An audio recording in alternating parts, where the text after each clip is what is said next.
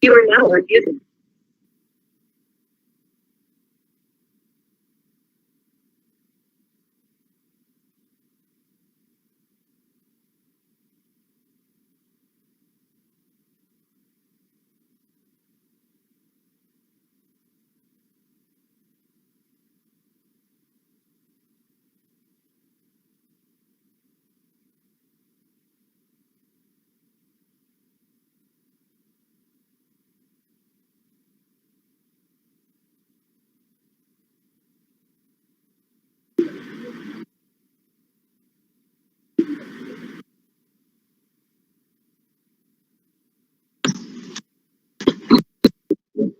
Moremi, can we start now?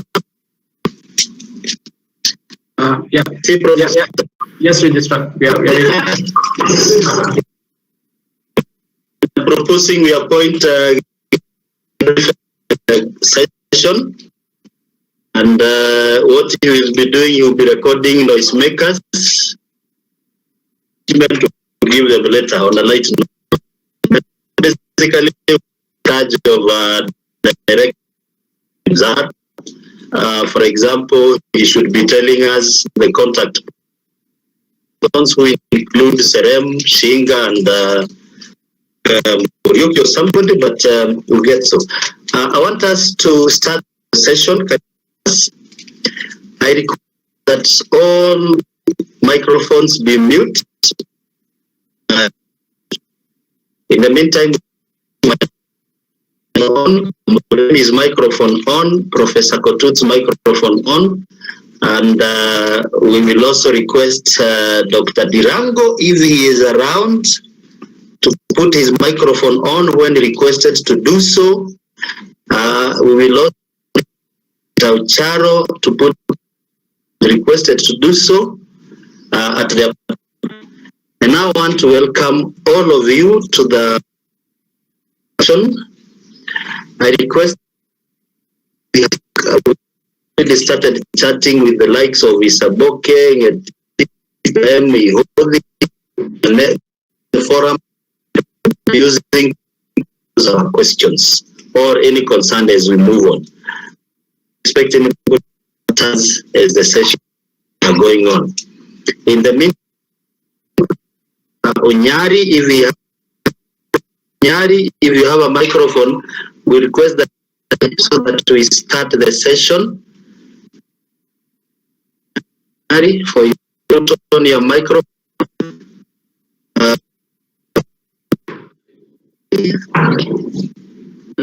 Registrar, I'm not very sure if it is me or not.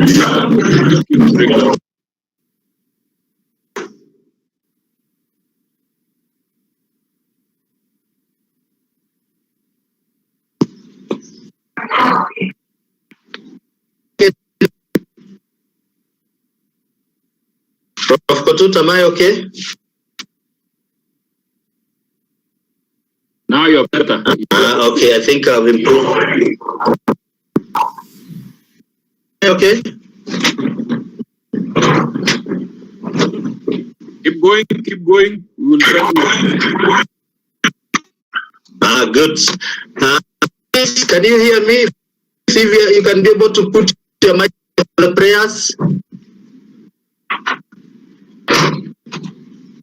Phyllis, can somebody put her microphone to pray for us for the meeting?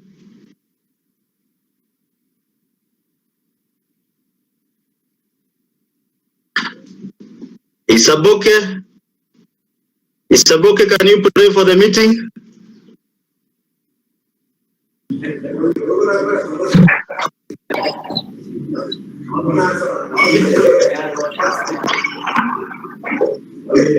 Peter Ihodia, can you pray for the meeting? Yes. Hello. Yes, I'm there. Ihodia, pray. Yes, I'm there. Yes, I'm there, please. Pray for the meeting.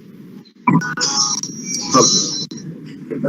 Heavenly Father, we thank you all for this meeting. I pray as we move on, you may guide us, you may lead us, and you may help us. We commit ourselves into your hands for the good of our students. In Jesus' name we pray. Amen. Amen. Amen, amen, amen. I now request if Dr. Dirango, are you around? Dr. Dirango, please give us your preliminary remarks. Hello. Hello. Muremi. Yes, we can hear you. We can hear you. You can hear me. Yes, we can. Thank you very much. Good afternoon, members of the School of Agriculture. I welcome you for this session. This is a very important session for all of us because we are using technology to be productive as we wait for the pandemic to subside, or as we wait for the Lord to deliver us from the pandemic, so that we can continue engaging with our students.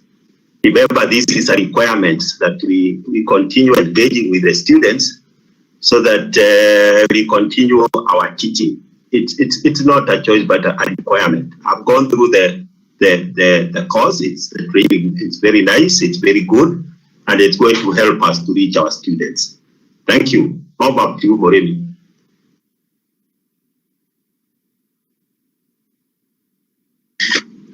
Thank you very much, Dr. Dirango, for that preliminary remark. I now call upon Dr. Ucharo.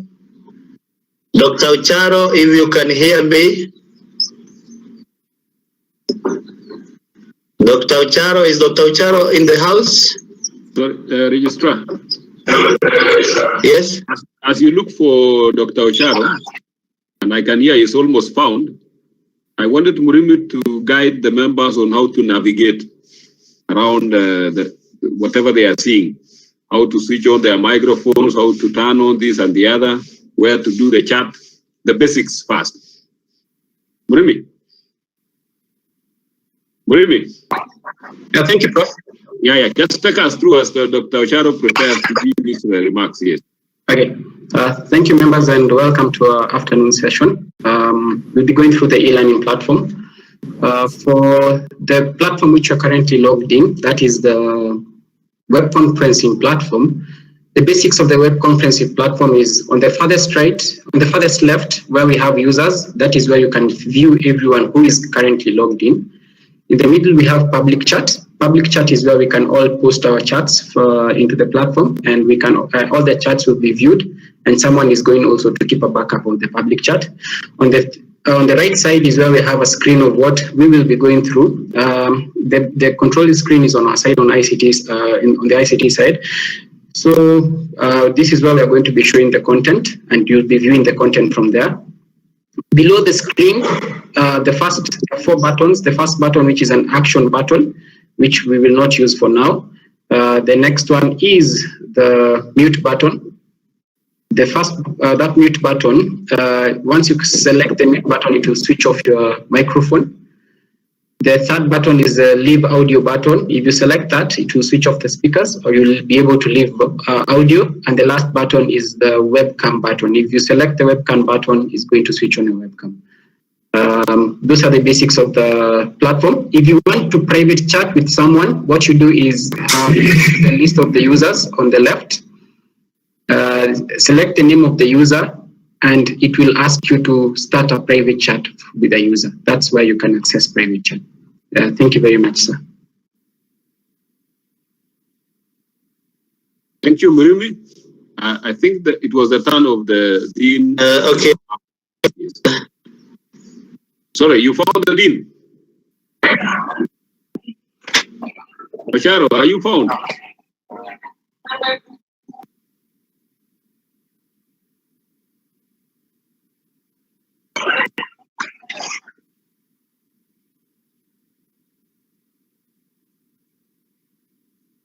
Dr. Ocharo doesn't seem to be anywhere around, huh? Is there? Yeah.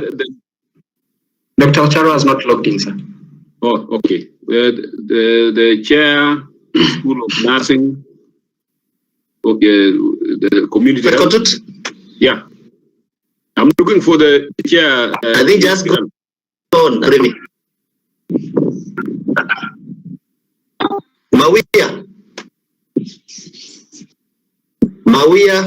Mawia is on.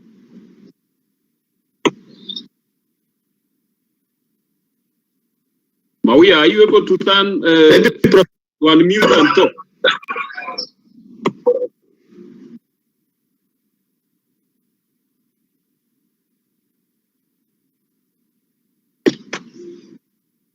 I think we just proceed. Yeah, okay.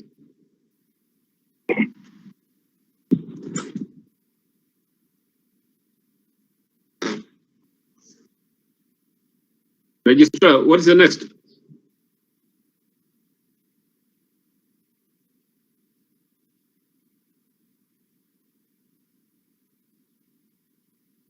Registrar, you have disappeared also.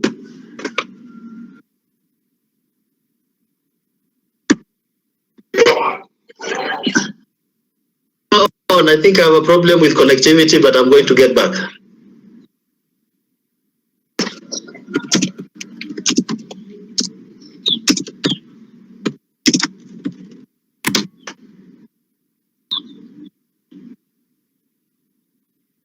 I think we'll just have to proceed until the registrar is able to find his footing.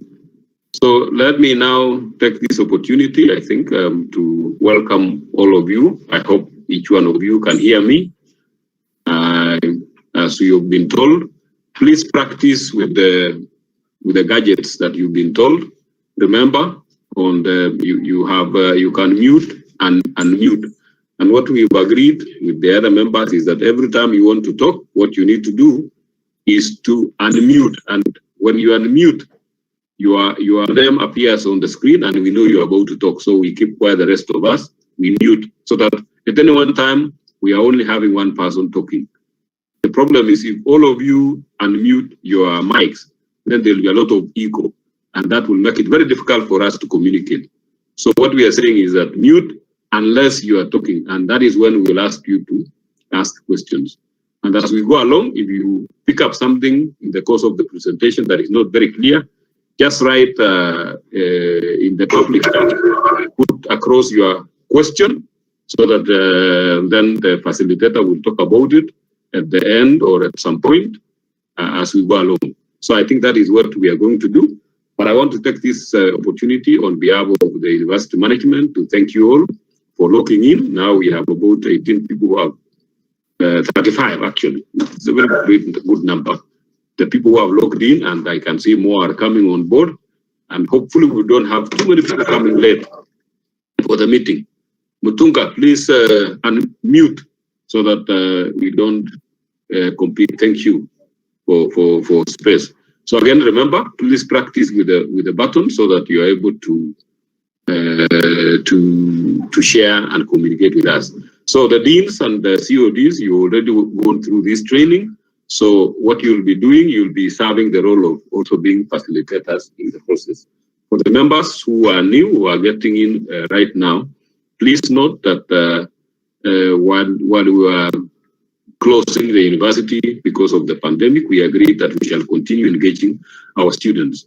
And of course, the responsibility of the university is to continue looking for ways and means of enabling you to continue sharing with your students. And this is one of the platforms that is being worked on. And as you can see, it's very interactive. We are hoping that moving forward, you will be doing the same thing with your students. And please note that really, there's no big difference between what you'll be doing and what you could be doing in class. Because although in class your students are very close, in this particular case your students will be very far. But the interaction is not. Itari, thank you for doing that. So what we are going to do is, we have a program, and I'll ask the people in ICT maybe to project the program. I'm looking for the director, Odell. Is she around? Director Odell, are you in the house? Are you in the big house? Well, we'll continue looking for the director Odell. When she'll come, she will also be given a chance to tell you a few things about what we expect of you. So, yes, please project the program once again, Murimi. The program. program. The program Murimi. So members, as we project the program, what we anticipate to do is to take you through the first part of this experience.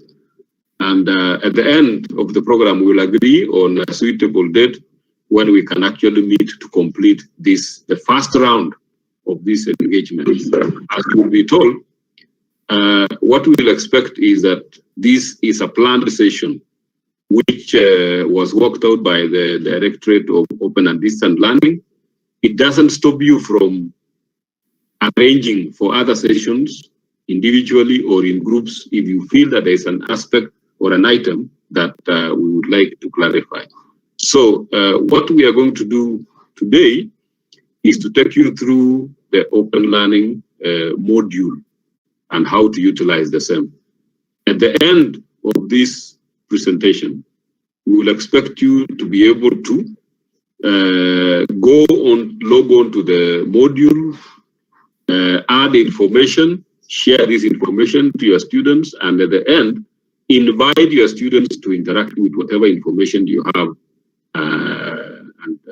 so that you are able to now monitor the progress as required. Please note that we have also told you to engage the students in any other format, use WhatsApp, use SMS, and so on and so forth. So what we are saying is that we want to utilize every opportunity available to us to ensure that we engage with the students and that learning continues, notwithstanding the challenges posed by the corona pandemic. So I think I want to now invite Mr. Murimi to pick up, unless the director Odell has been, I can see the director is in. Director, can you unmute?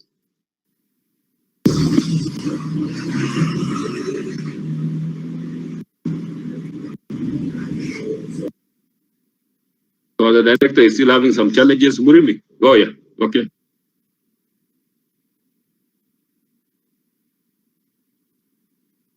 Director, are you able to talk? Yes, it's now working. Yeah, Yes. it's now working. Good. I wasn't able to log in. Yes. Great. Welcome.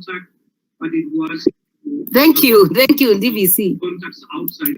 You must switch off the TV or whatever it is in the background. Oh, okay. Sure.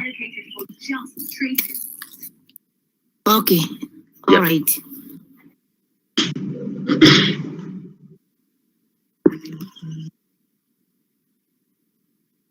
So, like me to say something or?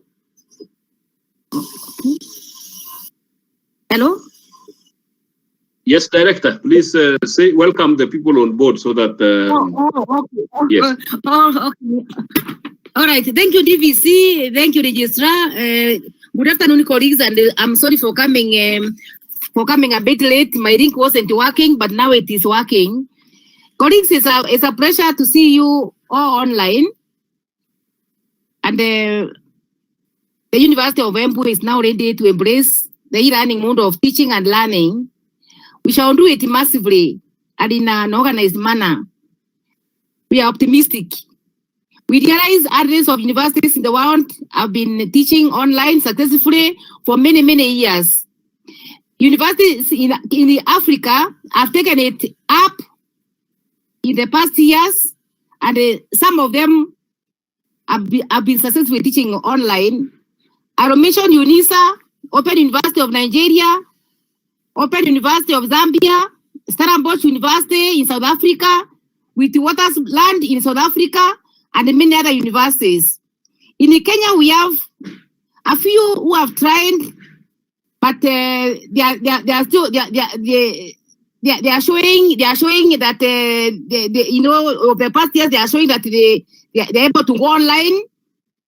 These are we have Maseno University, we have KU, we have Mount Kenya University, we have ZTech, we have Nazarene, we have Park University, we have USIU, we have Stradimo, and we are saying now it's time for us, University of Embu, to go online.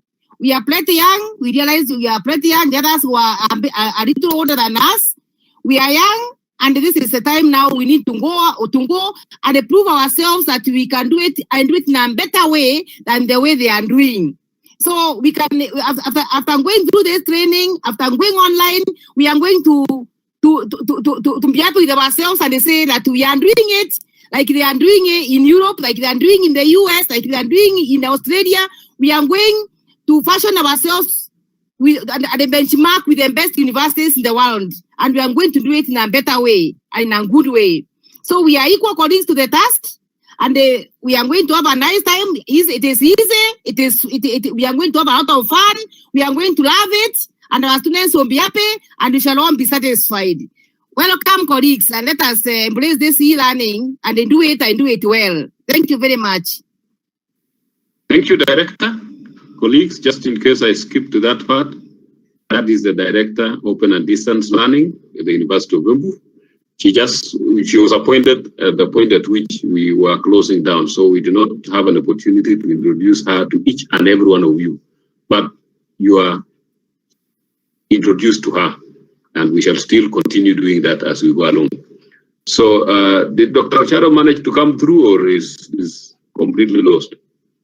We will catch up with him at some point. I think we now need to proceed.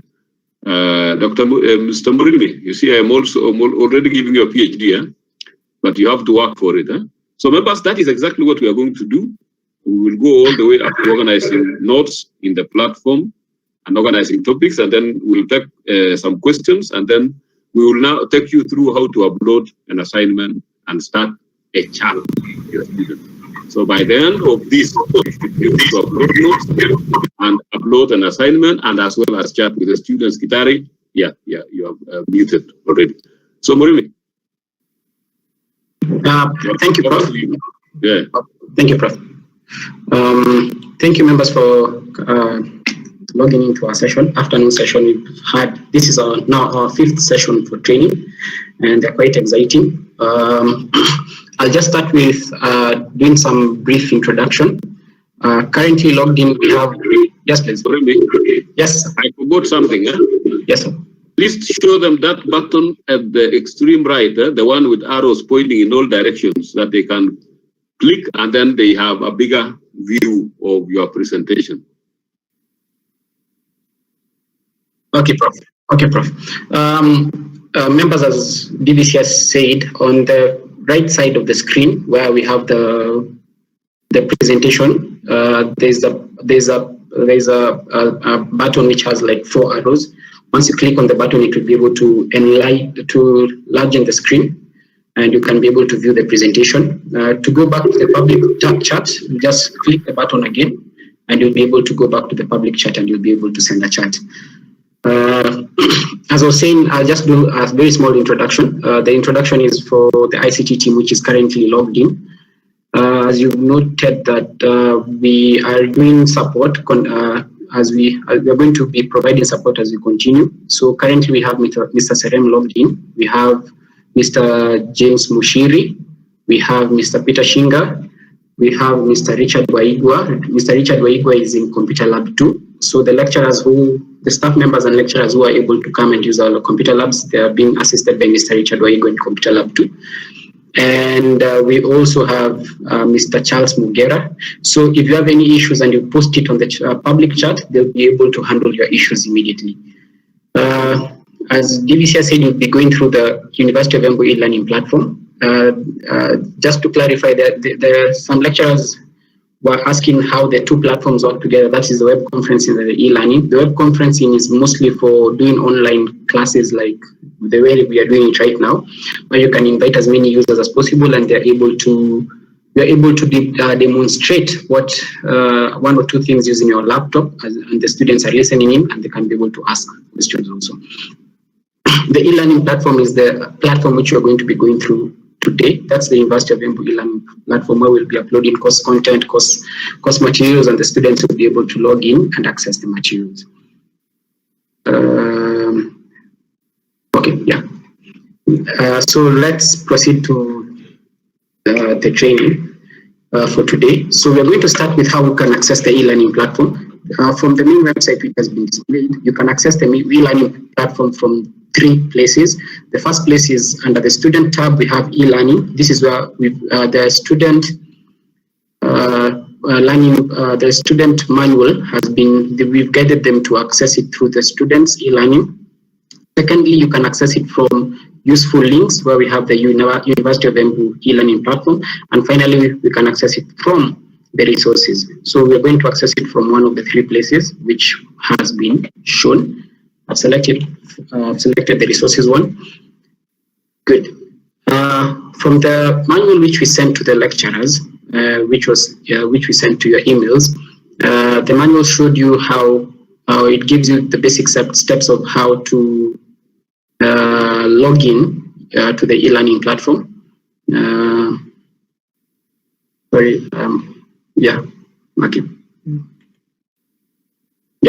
So to log into the e-learning platform, for example, my email is moremi.maurice@embuni.ac.ke. So my username is moremi_maurice, and the password, default password is staff@123. Once you log in, the system will prompt you to change the password. Kindly note that the password policy has already been enforced, so password length will also be checked. So for this case, I'm going to log in as moremi_maurice. One thing to note is we do know that there are part-time lecturers who are also using the same system.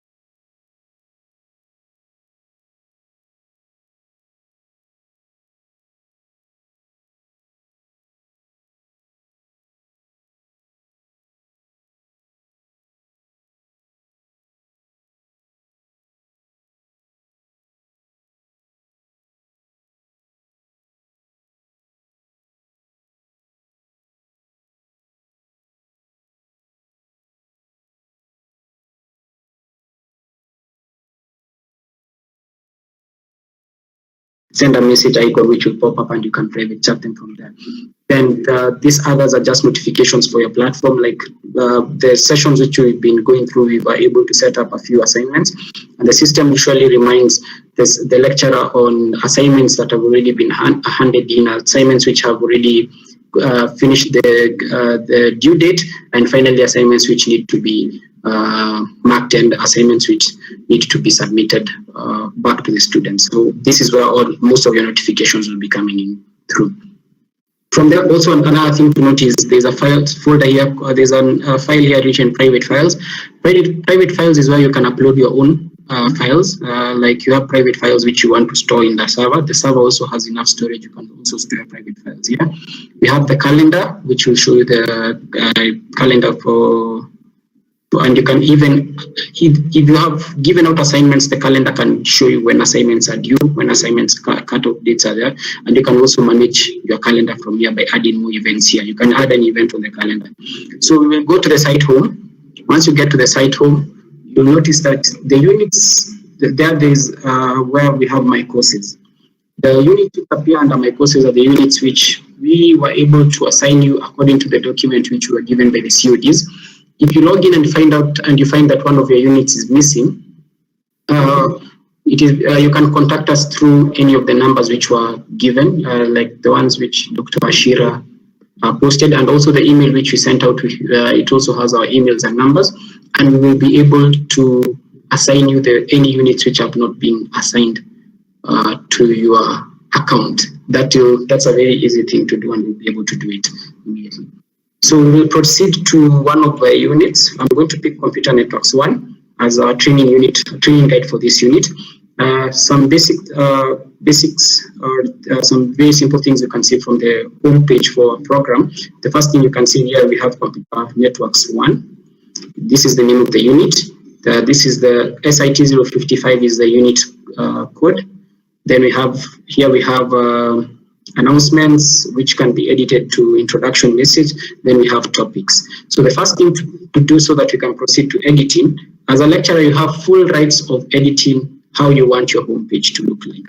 So we're going to commence editing by, we'll come select the setting icon here, which is on the right, and we're going to select turn editing on. So once you do turn editing on, you can see now the page has now been enabled in such a way that you can start editing. So a few things which you're going to do. First thing we're going to do is let's do an introduction message to our students on the course and lecturer teaching. So you can leave it as announcements here, but if you want to edit this maybe to introduction message, you can come under the announcements. Next to the announcement, there's a pen-like icon, which is there. Click on it, and it will enable you to edit. You can do introduction message. Then once you're done, press enter. Select, just press enter, and it will automatically change that for you. From there, we'll now go and do do a message for our students, which will be displayed on the page. We'll come here to the right, and we're going to press add an activity or resource. So once you press add an activity or resource, you'll notice that there are very many activities and resources which we've been able to enable them for the lecturers to use. We have assignments. Assignments is where you go assignments to your students. We have chats. Chats are synchronous discussions between you and the students. So you can plan or schedule a chat with your students. Then once you schedule a chat with your students, once they log in, you'll all be chatting synchronously with your students. You can chat discuss on topics and anything which you want to chat with the student. That's where the chat comes in. It's a synchronous discussion between you and the student. Choice is a multiple choice which enables a teacher to ask a single question and offer a selection of possible responses. The other one is database. A database is where it enables participants to create, maintain, and search a collection of entries. So where I've seen a database being used very well was I saw one where a lecturer gave out different topics for a term paper for students to do. The students were able to return the term papers. The lecturer went through the term papers and he was able to edit them. So since the term papers were also also benefited the other students, what the lecturer did, he went and created a database where he uploaded all the term papers that were submitted back, and students were able to refer from them, and they were also able to comment and give feedback on the same term papers. The other one is an external tool. An external tool enables students to interact with learning resources and activities on other websites. So for example, if you have taught before with Google Classroom, you have taught before with Blackboard, what you need to do is we've enabled you to link your Google Classroom, your Blackboard with the module using the external tool, and it will enable you to provide tools which support LTI learning tools in interoperability with the same platform. Next, we have feedback. Feedback enables a lecturer to create a custom survey for collecting feedback from participants using a variety of questions, which might include multiple choices, text inputs. So where I've seen it being used mostly is when a lecturer is ending the semester and wants to get feedback from the students. They can be able to generate a feedback, and the results come back to your account as a lecturer, and you can be able to view the feedbacks from there. Next, we have a forum. A forum is a synchronous discussion. Chat was synchronous. A forum is asynchronous, where a forum can run for more than 1 or 2 weeks. So how it works is for a very long period. What happens is the forum. I can start a forum today, and I will need the students to discuss on something, and the forum can run for as long as you will wish it to run, and the forum will just be more of consultation, and students can be able to go into the forum and also give their views on the same. Then the other one is a glossary. A glossary is just like a dictionary for your unit or course. So in the glossary, it enables you to create the participants to create and maintain a list of definitions like a dictionary, or to collect and organize resources and information for your unit. So that's what a glossary does, and the system also enables you to keep a glossary.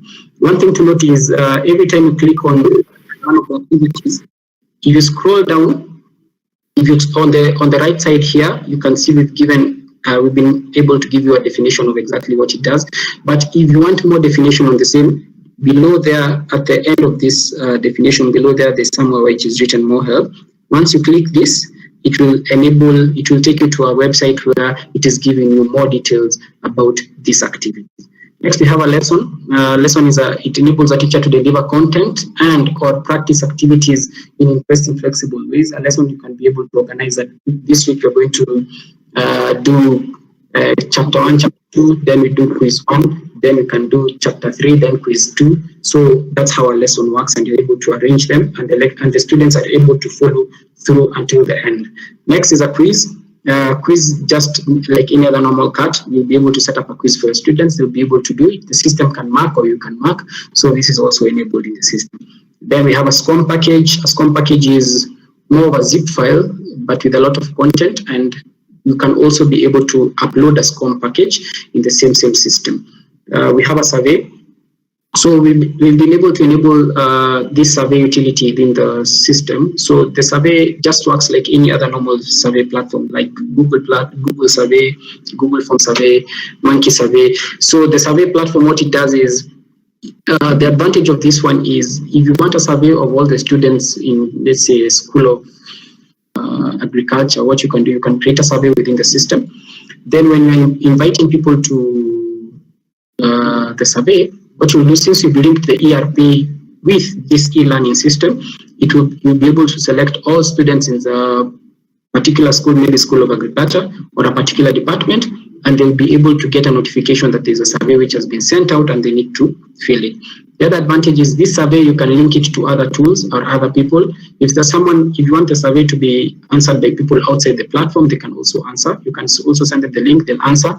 And these survey answers will come back to the system. The system will give you results of the survey in very many formats, pie charts, bar graphs, you can give you in Excel. So you just select the type of format you want to get your results with. The other is a wiki. This is just like any other normal wiki, like a Wikipedia. It enables participants to add and edit a collection of web pages. So you can create web pages within the department or within the module, and you'll be able to allow your students to log in, edit, and even give their views of such certain topics which you've created in the wikis. The good thing about the wiki is, even if a student does any type of correction, you as the lecturer can be able to follow through and say that I saw Muremi logged in today and added this, Muremi logged in today and added this, Muremi logged in today and deleted this. So it gives you a very detailed logs of what was happening with that wiki, and you can be able to follow up on the same. The other one is workshops. Workshop is it enables the collection, review, and peer assessment of student works. So students can submit any digital content or files and can also type directly into a field using the text editor. So you can the documents which are uploaded can be assessed in multi-criteria assessment form defined by the teacher. So the system can assess the documents according to a defined criteria which you gave it, or you as a lecturer can also assess the documents and can also give feedback. Next, we have resources. This is what we're going to be using mostly for this session, where we have the books.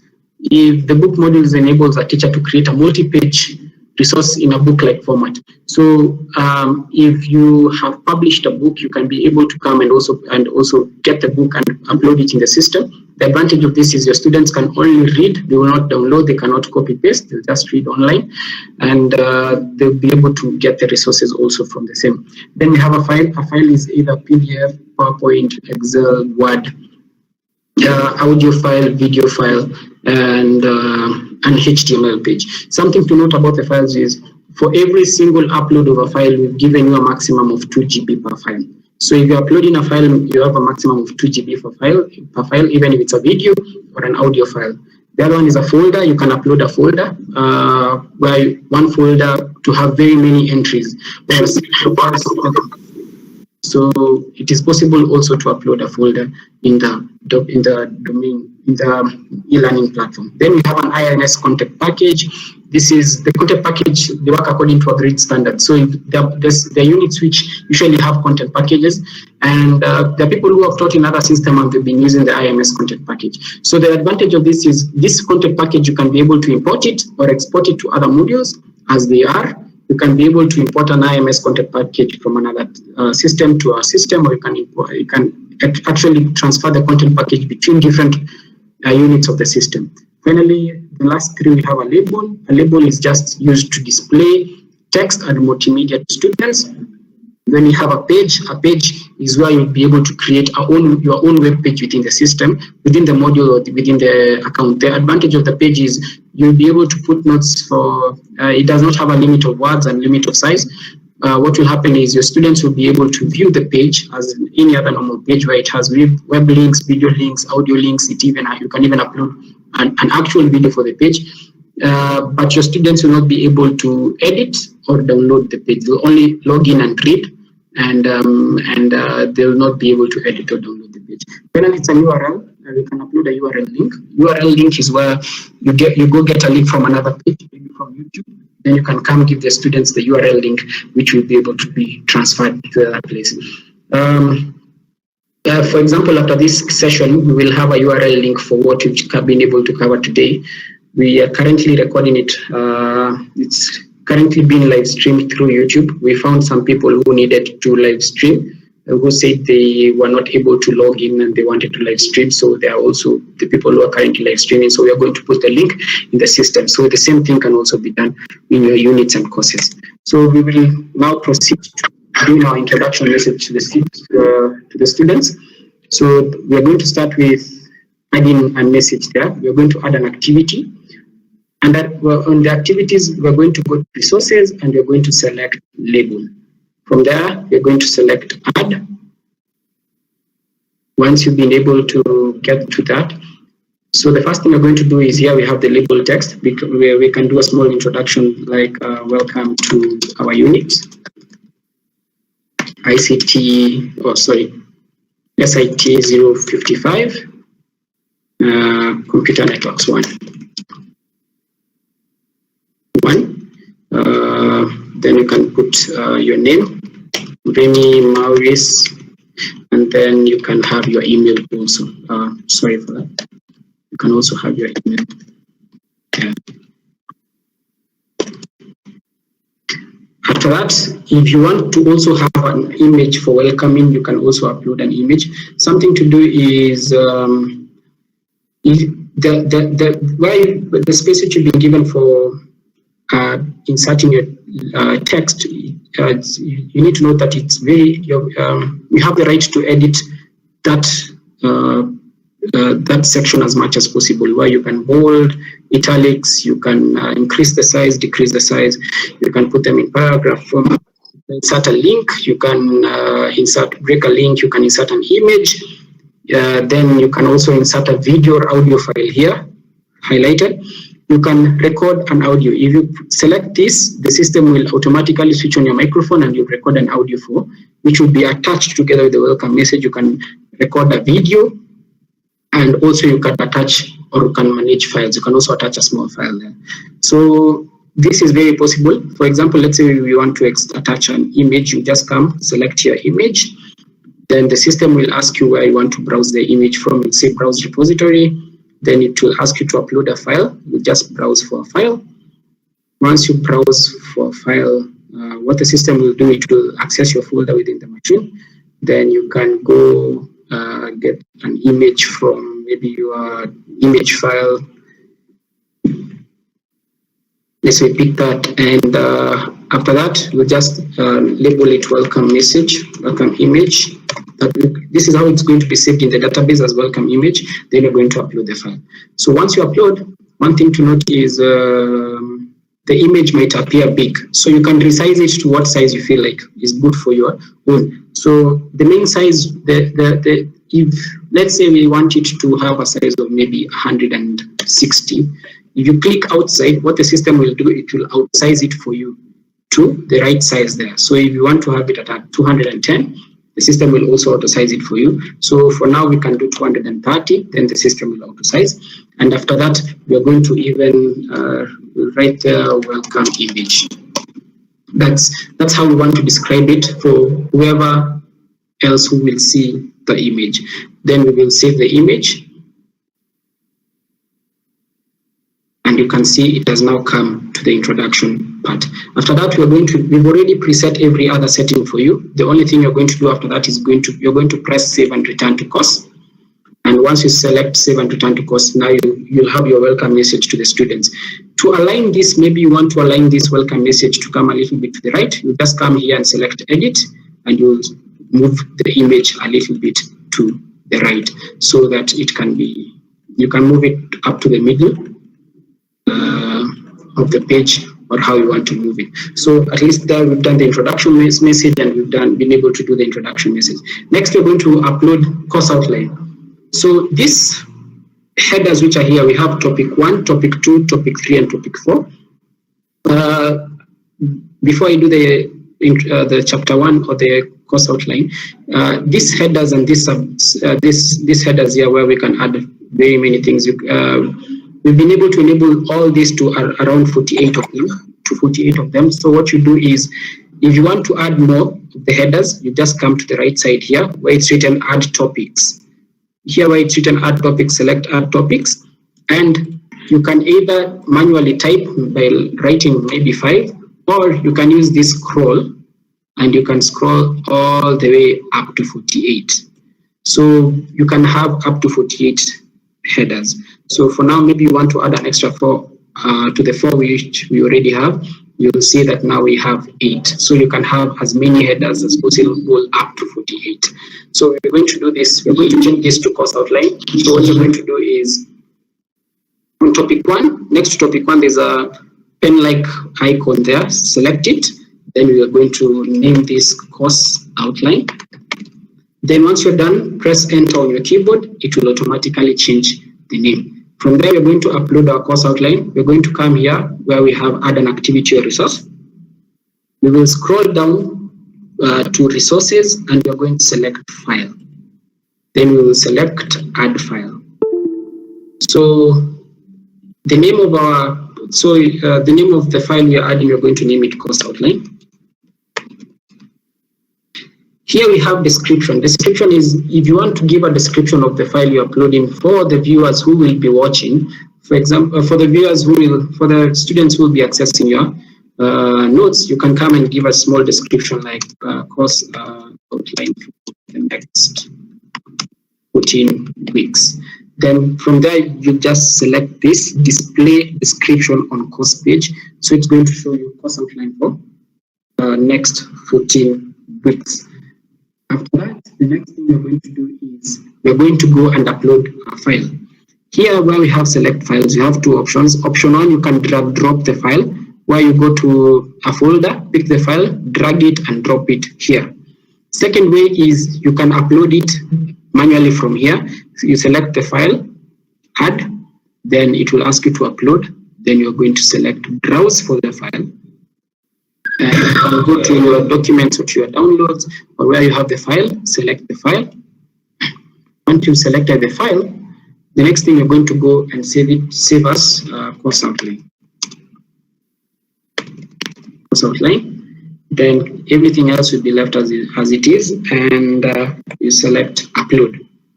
So as you can see, you've already uploaded one file. If you want to upload another file, you can upload another file here. And if you want to upload a full folder, you can create a folder and upload a full folder. So from there, the next thing you're going to do is you have to, we've already preset everything here, where you can just continue and press save and return to course. But if you want your students to be able to see the file type, the file extension type and the size, just go to appearance and select show size and show type. This will enable the person who's accessing your notes to be able to see the size and the type of file that which has been uploaded. And then from there, you're just going to go and say save and return to course. So there we've been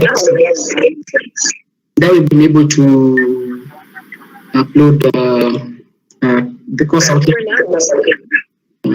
Apologies, Dr. Jane Joe, kindly, the microphone is on also. Then from there, we're going to go to uploading notes.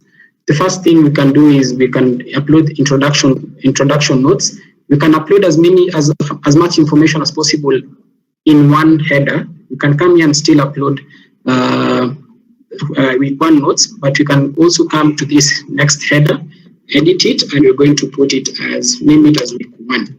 So in week 1, we are going to add an activity. To the right side, add an activity. You'll scroll down and select file. Then you're going to select add a file. Then from adding a file, you're going to put introduction notes.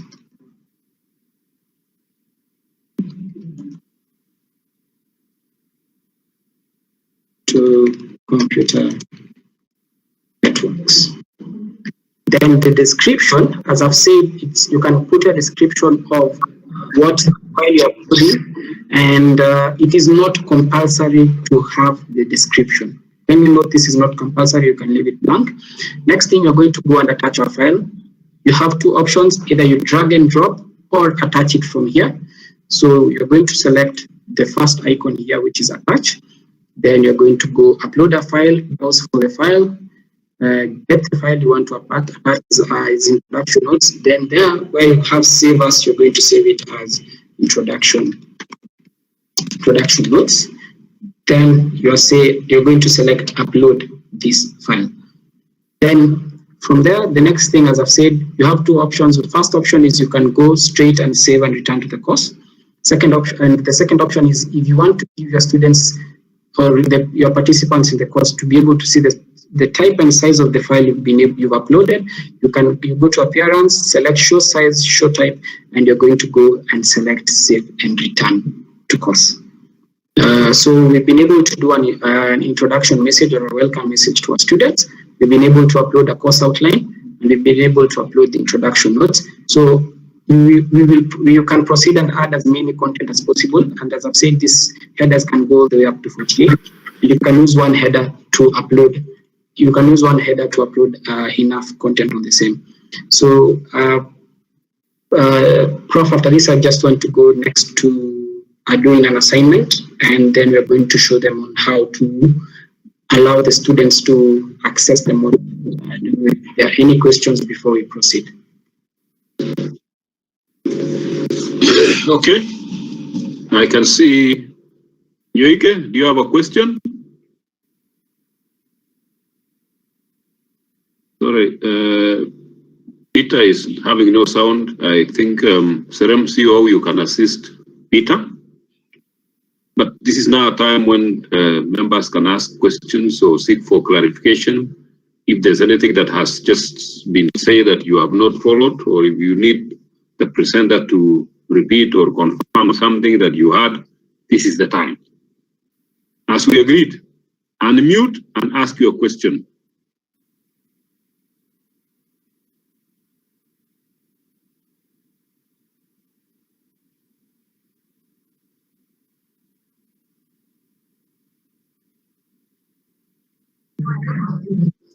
Silence means that we are good to go, or, oh, sorry.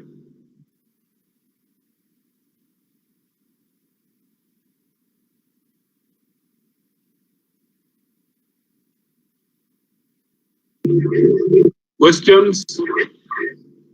Yes, Wambui. Yes.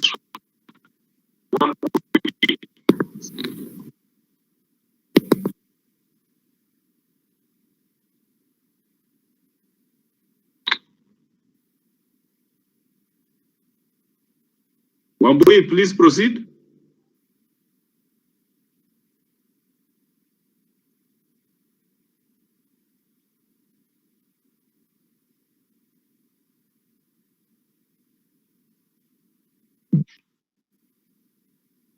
Murimi, looks like we don't have any questions, so people are not able to ask questions. So I think we shall proceed. Yes, Jen, do you want to ask a question?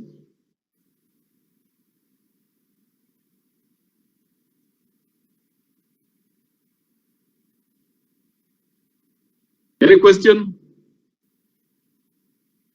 Hello, Moremi. Moremi, I have a question. Yes, he's hearing you. Yes, now, these notes that we have uploaded, will they be seen by only the students that I'm teaching and those who are registered for that course, or they will be seen by all the students? Okay. Okay, thank you for the question. The notes which you've uploaded. Yes. Is that the question, the issue that you're going to go to next, isn't it? Yes. Do you want to just give the general an overview, just in case you will have forgotten the question when you get there? Yeah, I can do that, Prof. The content you've uploaded, as I said before we began, is you can upload your content in such a way that students can only view and they cannot download or edit. And you can also upload it in such a way that students can also download and read by themselves in their own free time. So we are going to cover next, which is participants, how you can allow students to log in into your module. You can either manually invite students to your module by you manually enrolling them. That is step one. Step two is you can have a password to your module, and the password will be shared to the students, maybe through the unit rep, and they'll be able to use that password to log in into your unit. And the third way is you can enable self-enrollment without a password for the students. So there are three ways. The one which I've seen which has a lot of protection is giving a password to the students and then they log in themselves. It's a little bit, it doesn't become a lot of work for the lecturer to manually give access to the students if you have a very big class, and it also gives a little bit of security for your own course, as you can also change the password anytime. Okay, thank you. So, General, if you are very protective of your material, you invite each student individually. That way you will not get anybody else coming to your class if that is your interest. Yes. You have heard the decision is that actually the control, the power is with the lecturer. It is you who decides. Thank you, Prof. Yes. I can see Dr. Salome. Salome, proceed. Okay, thank you. My question is also more or less related because when I tried to go through the portal, I already saw that also some lecturers have uploaded their courses. So it means all the courses are going to be uploaded in the same platform, and then do the lecturers have access to the courses? The other lecturers. Is my question clear? Yeah, I understand. You are asking if you upload content to your course, maybe to like they have uploaded to SIT 055, if another lecturer will be able to access my course content. Yeah.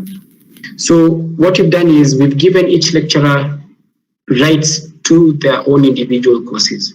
We've given you rights as a lecturer and not as a manager. So we've given rights to all lecturers as lecturers, not managers. So as a lecturer, you can only access to the courses which you have been allocated. But if you find another course which another lecturer has and it does not have a password, you will be able to access it, unless the lecturer puts restrictions where people to access their courses, they need to have a password. So if you get extra security by putting a password, no one else will be able to access unless they have the password to that course. Because, for example, I can see A, B, and I can access it, although nothing so far has been uploaded. So yes, another thing to note is if you find a unit within the system and it has not been assigned to any lecturer, so it means that unit is still, we linked the e-learning to the ERP. So in the ERP, we have about 2,200 units. So all the units are already in the system. So you can get to a unit which has not been allocated to any lecturer or any manager, and it is empty. You can log in. You'll not be able to edit, but you just log in and see it as nothing until the day which we will allocate it to a lecturer, and they'll be able to take charge and be able to change the content, put a password, and be able to use it. Okay. Thank you. Yep. Ishimu?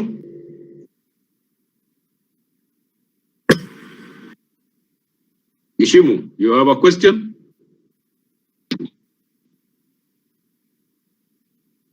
There is Nyoike, and she keeps coming on and off. I don't know if she has a question or she's fiddling with her mic. Okay, Murimi, do you want to pick out some of the key issues in the public chat? Yes, I've seen there's a question from from Professor Njoka. Apologies for that. Yes. A question from Professor Njoka. Professor Njoka is asking, how do you go about animated presentations? That's a very good question, Prof. So animated presentations, you have two ways. First, you can do the animated presentation out of the system. Once you have the animated presentation, you can upload it to the e-learning. As you've said, the file size for an upload is 2 GB.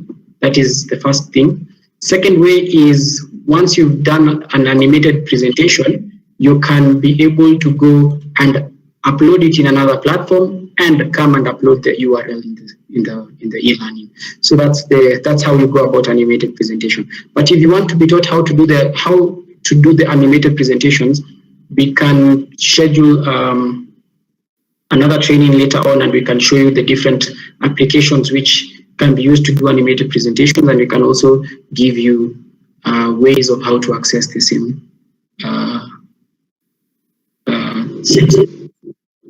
Yes, Yes. They have to master this basic. When it comes to animation, what we are doing now is very basic. Yes. Animation is a whole. I mean, the expectations are way higher than what our capacity at the moment. But it's a good thing. It's possible. It can be done. It's a matter of time. True. That's very true. So if I can proceed, we are now going to go to an assignment. So I'll go to my topic 3. You can confirm to Elizabeth that I think the registrar has already responded. But I think for the sake of everybody else, she needs to know that we are recording this, and I'm told it's being recorded. It is being streamed on YouTube.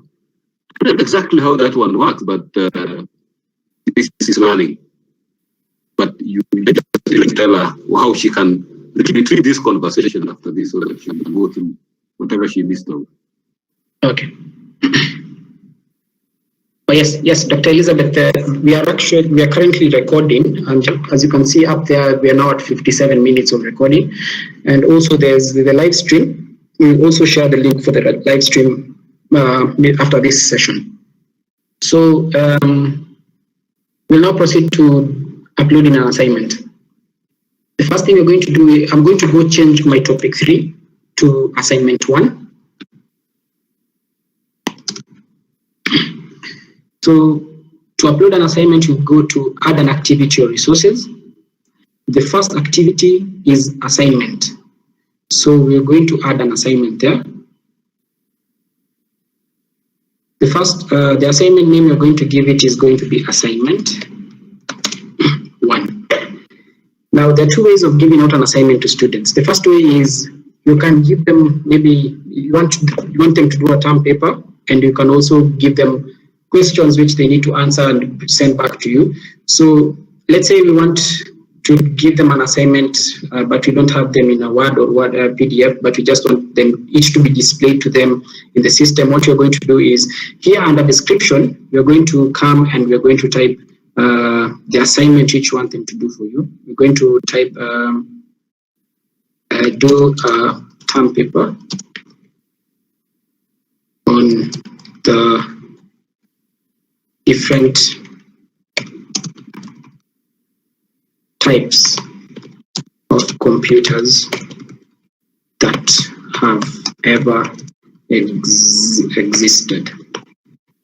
The document should not be more than 2,000 words, deadline is maybe we give them 8th of April 2020. That is the first way which you can give an assignment to students. And after you type your assignment here, you can even come and copy paste the assignment from another page. You come and copy paste it here. The first thing you're going to do is the next thing you're going to say is display description on course page. So once you do this, the assignment will be displayed on the course page and the students will be able to access the assignment. Secondly, we have additional files where you can come select this document here, where you're going to select this icon of add. Then if you already have an assignment which you've typed out for them, you'll go select the assignment which you've already made for them.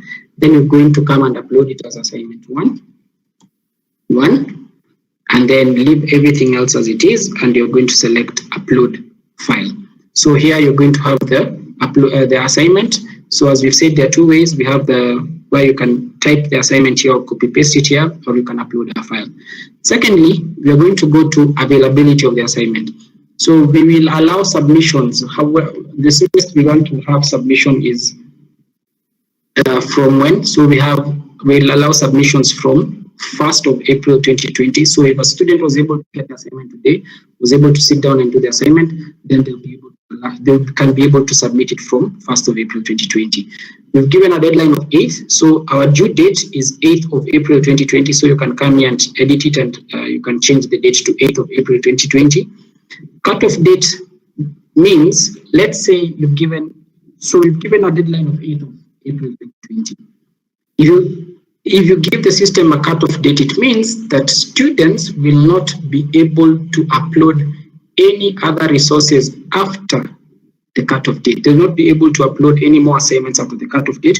If you don't put a cutoff date, the system will allow the students to continue uploading the assignments. And what the system will do is anyone who uploaded the assignment after the due date or after the cutoff date, the system will notify you as a lecturer that student so and so and so uploaded the assignments after the cutoff date. So for now, we're going to enable the cutoff date, and we're going to put the cutoff date the same day, 8th of April 2020. But now we're going to give it a different time. Maybe we can give it 9 p.m. or we can give it 10 p.m. We give it 10 p.m. Sorry for that. Just scroll this to change the timing, and then we'll enable it here.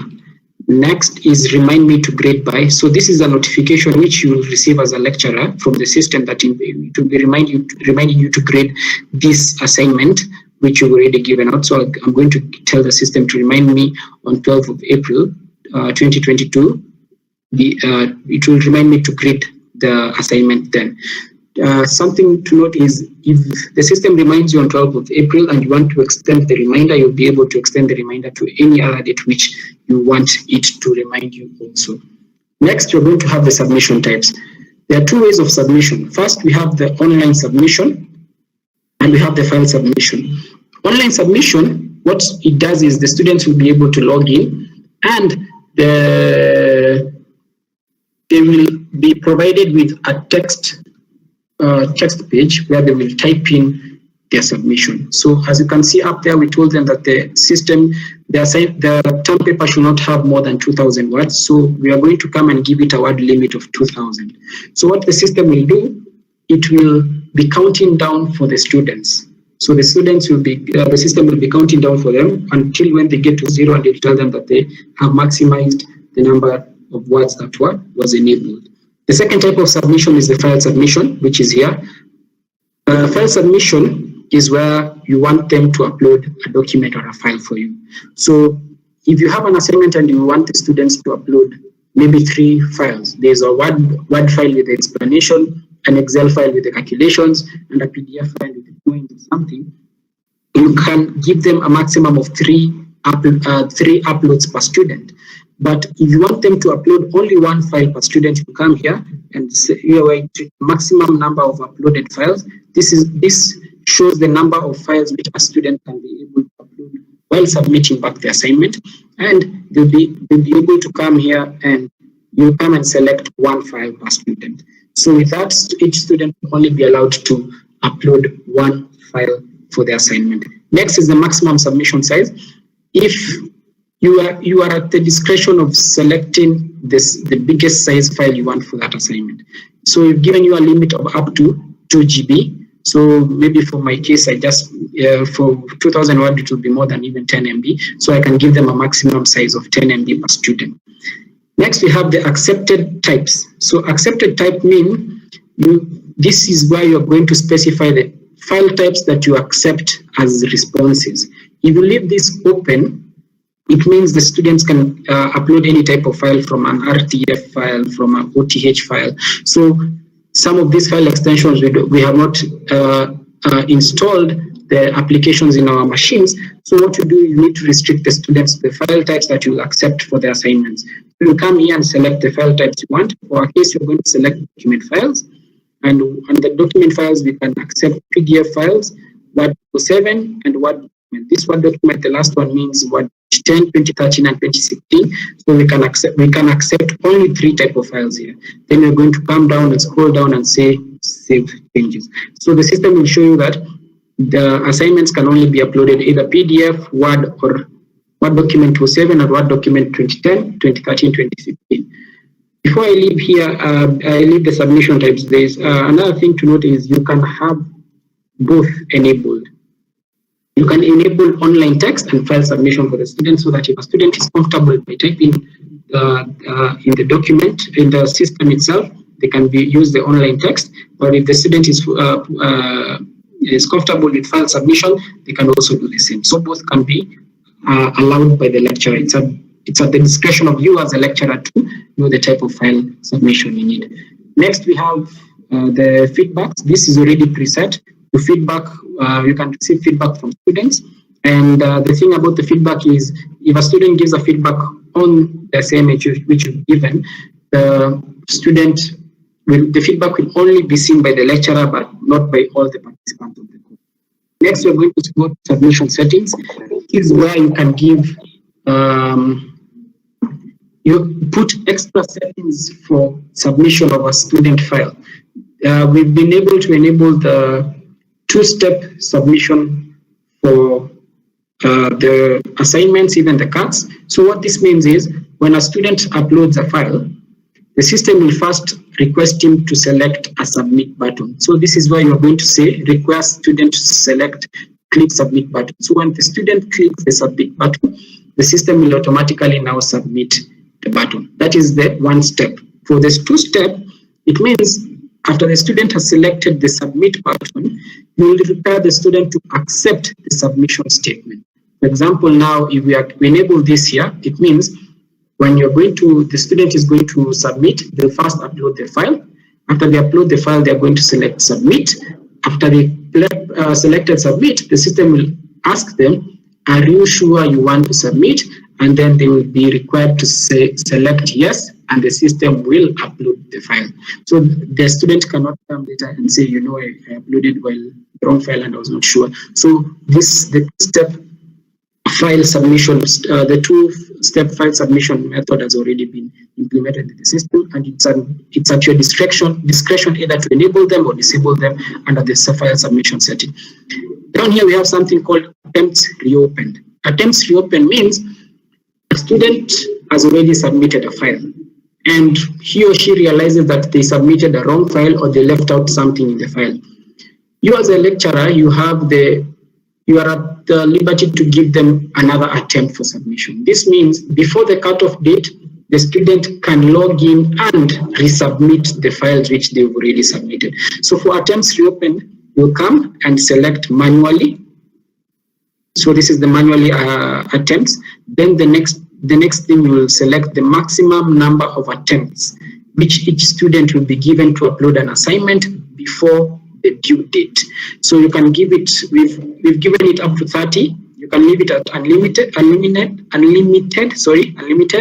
or you can give them, maybe you want them the maximum number of attempts they can do before the due date is 2 times, so you can even give them 2 times.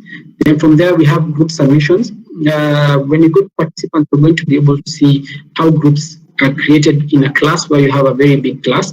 The other one is notifications. Notifications is here at notify graders about submission. This means the system will notify you as a lecturer every time a student submits. So if 10 students submit right now, the system will send you notifications of the 10 students who have submitted. So we've set it at default as no, but you can switch it on as a lecturer so that every time a new submission comes in, you can be notified. Notify graders about late submission. So if you have not given a cutoff date for the assignment, and a student submits an assignment after the cutoff date, you're going to put notify graders about late submission as yes, so that any late submission that comes in the system, you are going to be notified that student XYZ submitted their files after the cutoff date or after the due date. Finally, we have the default setting for notifying students. So this is once maybe they've already submitted and you've marked and you've given feedback on a certain file, you can upload the file back to the student account, each student individual account. And once you do that, the system will notify the students of the file being uploaded back by the lecturer. This comes in handy when they're doing let's say they're doing the proposals, and each proposal needs feedback, so this can also come in handy, because as a lecturer, once you upload back the proposal, the system will notify the student the same. Next, we're going to go to grading. So we've already preset the grading, where we've done the grading type as point, but we have the scale, and you can also have non-grading, where the system will, this system will not be able to, this particular assignment will not have any marks. So for the default one, we've put points. Then we have maximum grade. We've put it at 100, but for this particular case, you can give it 20. Next is the grading method. We've given it simple direct grading. That is 5 out of 20, 10 out of 20. That is simple direct grading. Then we have the marking guide. Something to note about the marking guide is this. If you select marking guide, the system, after finishing uploading of the assignment, it will request you to give it a marking guide for your assignment. Then this will come in handy when you're doing blind marking down here. If you select blind marking as yes, the system will request you to give it a marking guide, which will be able to do blind marking. So for our case now here, we're just going to do simple direct grading. Grade category is uncategorized. Grade to pass is, let's say we give it a grade to pass as 10. Anyone above 10, the system will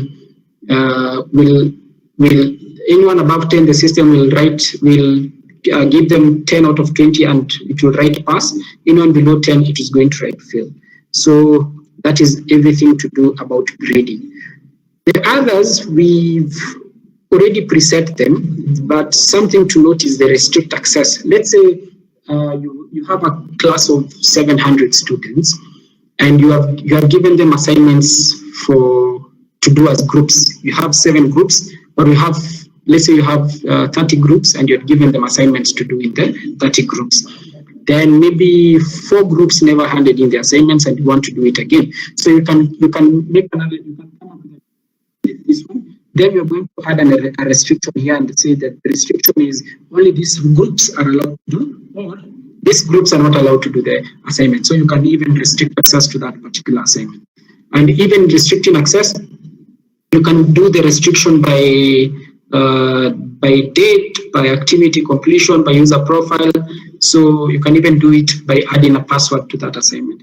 Then activity completion, this one we disabled it, as lecturer is at the discretion of using activity completion. And finally, after all this, you're going to come back and select save and return to course. So we've been able to set up our assignment. As you can see, now we have do a term paper or the different type of computers that have ever existed. The document should not be more than 2,000 words. Deadline is 8th of April 2020. And we also have the assignment document which you also uploaded, which the student can also get the same assignment from there. And so we've been able to cover so far the introduction message, course outline, week 1 notes by putting the introduction to computer notes, to computer network notes, and finally we've now been able to upload an assignment. Prof, if you allow, now we'll just go next to participants, then we'll be done for the day, if there are no questions.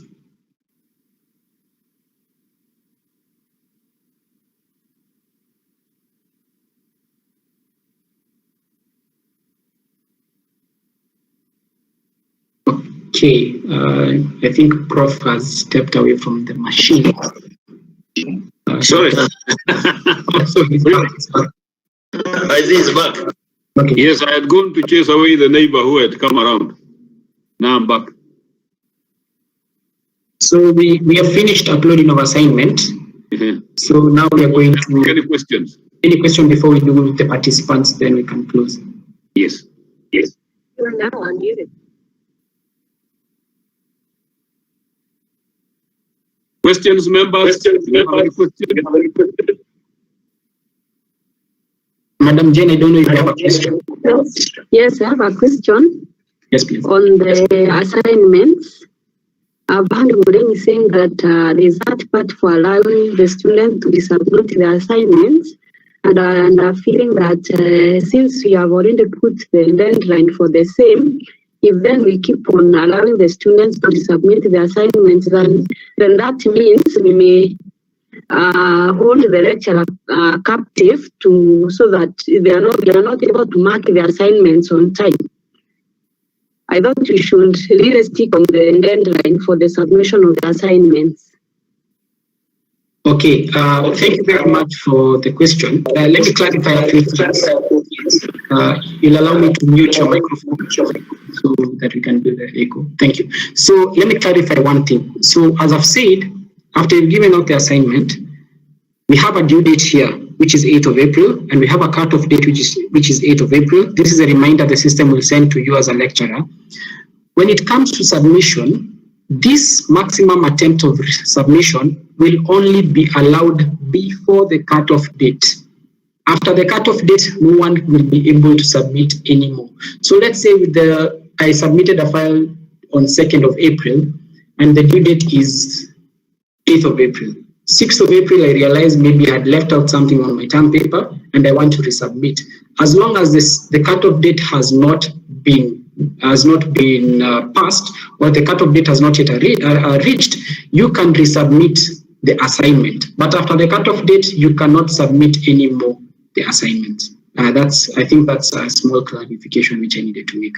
I hope I Okay. Okay. Thank you. Yeah. Prof, there are other questions are coming on the side.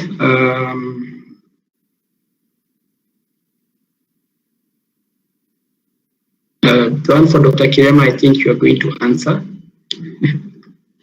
I can say something there. I can add something to the question that was asked about submission of assignments. Yes, please. Sometimes you realize that the students are from different parts of the country, and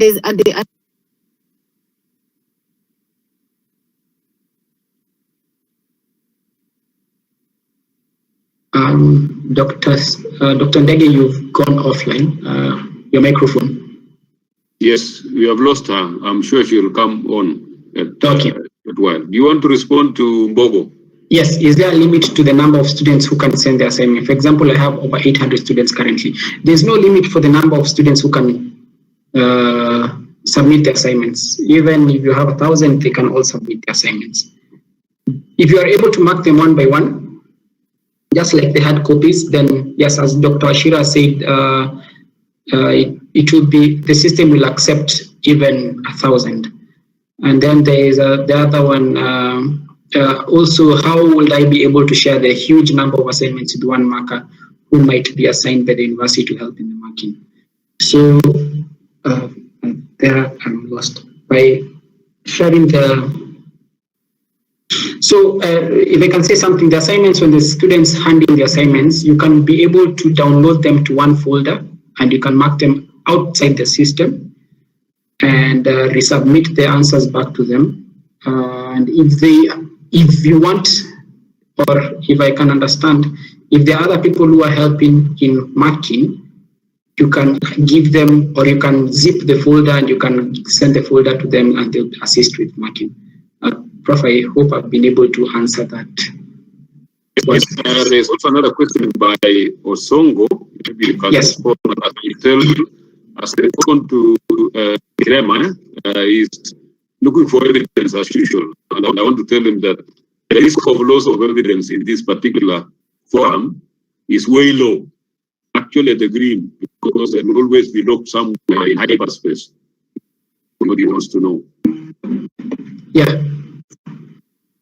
So Dr. Kiruku Susan, after the student has resubmitted, will the system delete the old version and update the new assignment? Yes. What the system will do, it will request the student to replace the existing file. So they'll once they're submitting a new one, what the system will do is, do you accept to resubmit the file? And then once they say yes, it will now remove the old file and it will upload the new one. But for your case, you as a lecturer, you have the ability to go back to the logs and see what they had uploaded initially. So that is also there. So the resubmission does it. Yeah, I don't know whether the director is on now. Maybe she can complete a question so that we can proceed. Yes, I'm back. I was disconnected. I don't know what happened to the internet. But that's what I wanted basically to say, that you consider case by case. Sometimes you can consider those cases. So if you are putting a deadline for submission, there are those cases which will come even after that. There's sometimes you will say, I was very far. I wasn't able to go to upload in a cyber cafe because they have actually to upload those papers from a cyber cafe somewhere or from a computer we connecting to the internet, and they might have to go to long distances. So we consider case by case, but they may not be many, there will be few. But it's good to be a little bit flexible for them. Thank you. Good.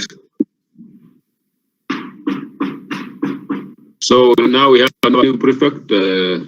Isaboke. Let's proceed, Burundi.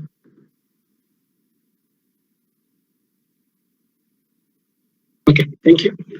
So we'll now proceed to yes, thank you, the registrar, for answering the question by Dr. Juliet Dwega. Yes, you can get your proposals through the system, mark them, and also give feedback to the students of the same. Now we're going to go to participants. Participants is where you're going to give students access to your platform. And yes, please. When the response is bogus, if a student misses a cut. Oh, sorry, I had not seen that question. If a student misses a cut, what happens? Wow. Just tell her that the normal rules governing attendance or lack of it will apply. You see, if you miss a cut, there are rules about how we handle it. So it's basically the same thing. It doesn't change. The fact that you missed this cut is just like missing a sitting cut. The policy on missing a cut will apply. Unless, of course, as a lecturer, you want to give a different approach to doing it. As we said, the power here really rests with the lecturer. You get to decide very many things. If you choose to say, okay, you find the reasons acceptable, I want to give the student, is it called another cut or something of that kind, that is up to you. But as I said, the normal regulations governing the administration of a cut or an assignment will apply. And normally every lecturer gives the rules of engagement at the beginning. If you miss a cut, you get a 0. Or if you miss a cut and you persuade me, I'll give you a second cut. So it's really for the lecturer. Okay, thank you. I was saying the director is trying to say something, huh? Oh, I wanted to support you there to say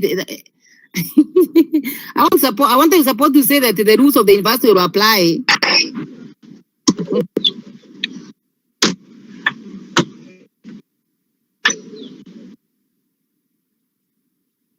Bashir, are you trying to say something? Registrar. Prof, I am okay. I think my network keeps on up and down, but I'm very okay and very happy about the progress. I want really to commend this team. It's really interactive. Keep it up. Keep it up. Murembe, back to you. And thank you. So next, we're going to go to how we're going to give access to our students to the platform. So on your course unit page, on the right side, on the left side, sorry, there's somewhere which is written participants. We're going to click on participants. As I said, if you have a small class, maybe of 10, 20 students, you can manually enroll them yourself. Where you're going to come, here you're going to select enroll users, and I'm going to manually manually enroll my students. So let's say enroll Dr. is Boke, Ezra is a Boke. I want to also enroll, just type in the name and the system will auto-fill. Let's say I want to enroll Dr. Kirema, I'll just type in Kirema. Let's say we also put Professor Kotut, the same. We also put Professor Njoka. We also, so I need like 2 more so that we can be able to, we can be able to do grouping. So we can also add Dr. Felix Netich, and we can also add Dishim. So if you type the name, the system will autofill, and you can select them. Then after that, after you've selected all of them, we're going to come here and assign them roles. So we've already assigned them roles of students.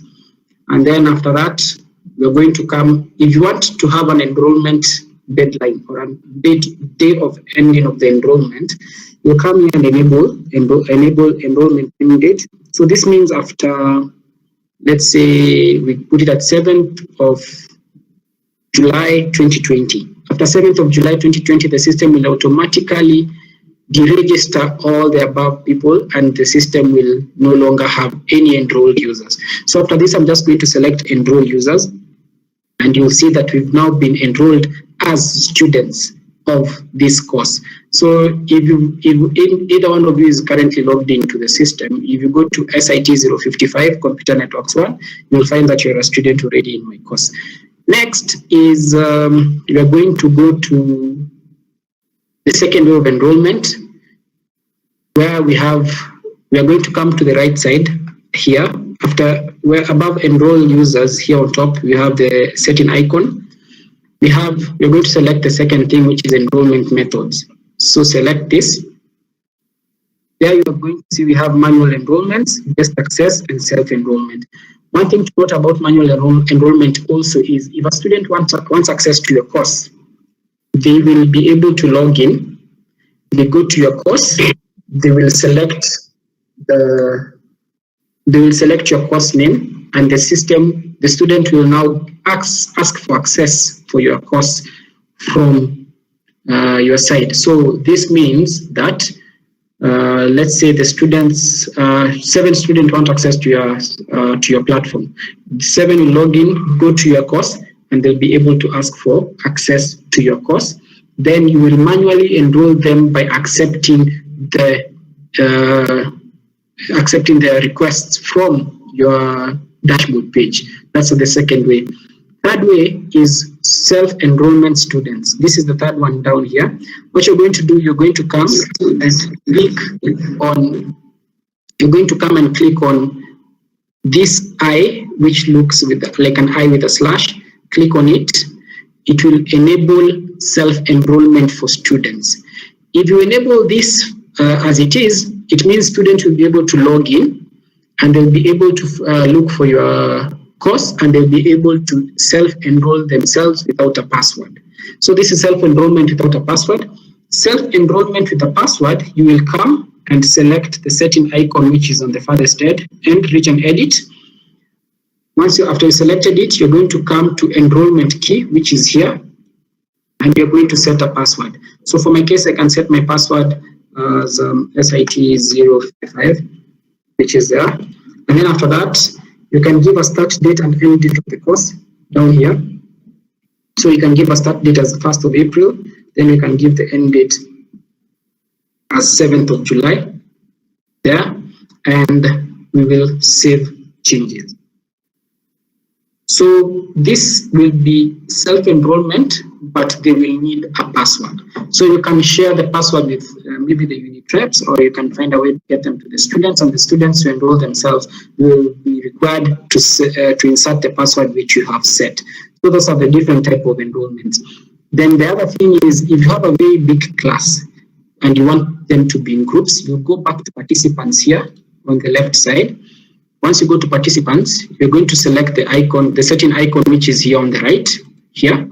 Then you're going to come and select groups.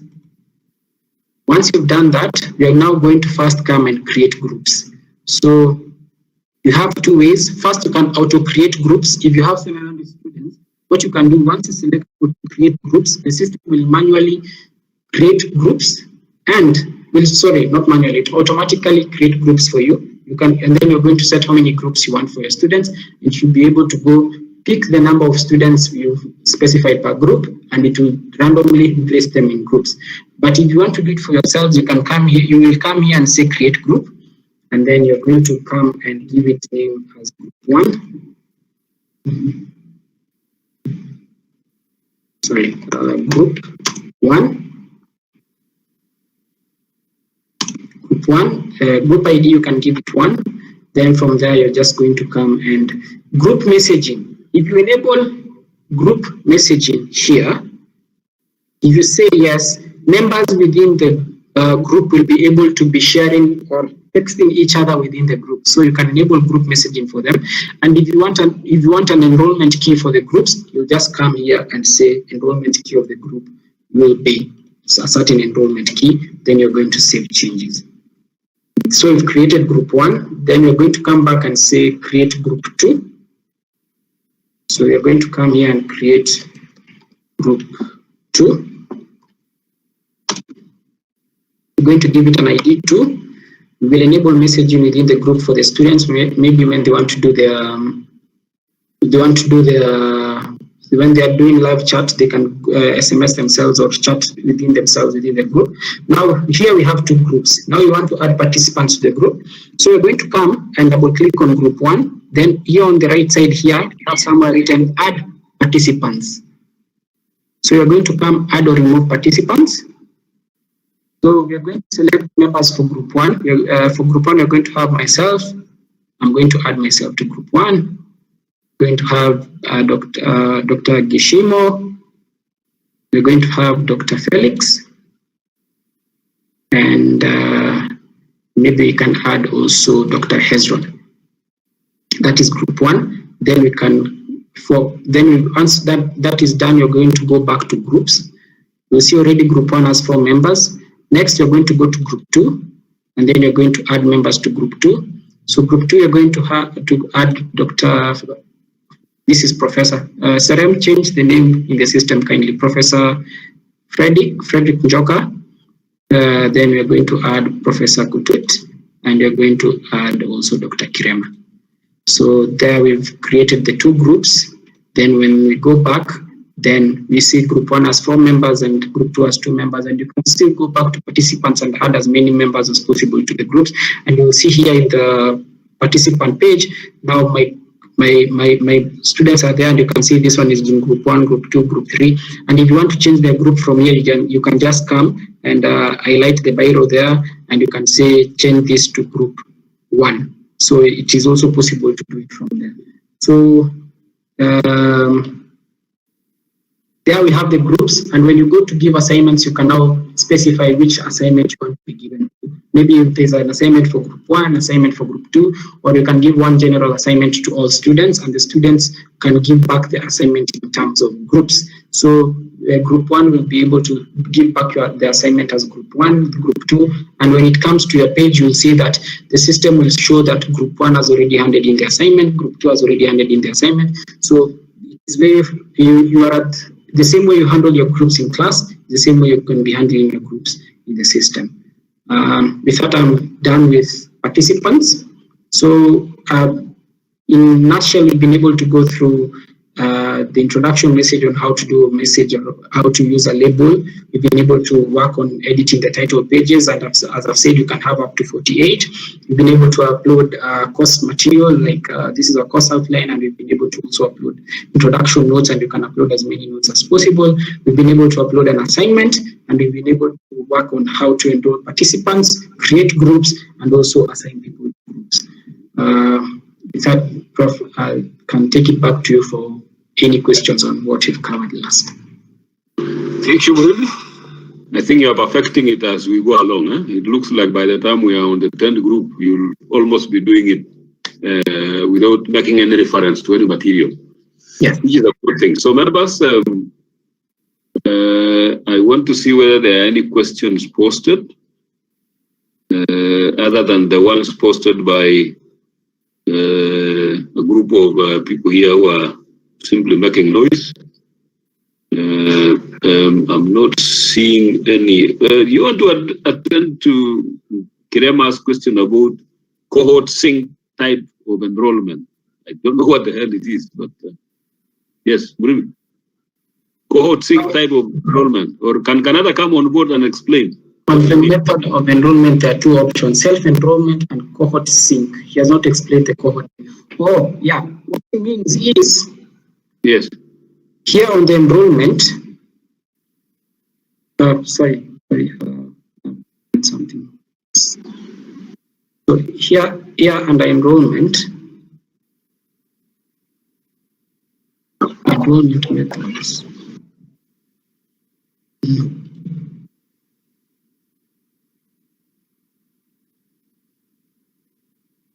He's talking about this select cohorts here.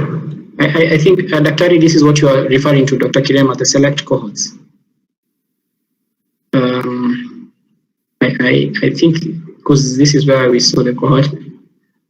So Dr. Kirema, this is where you have the cohorts. You can preset cohorts within your class where you can now put it as, now you see in our cohorts now, we have lecturers. So for this, the default one is students. So that's why we are leaving it as it is. And assigning a role, we just assign a role of student.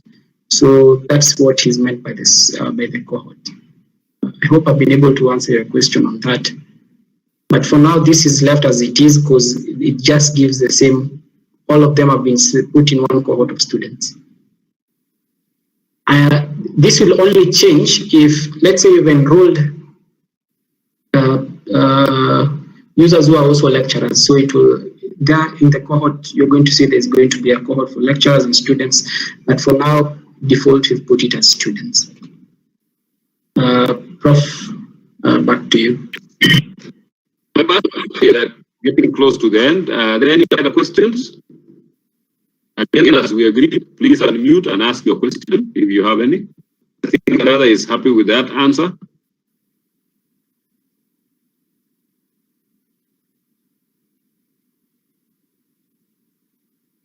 Any question?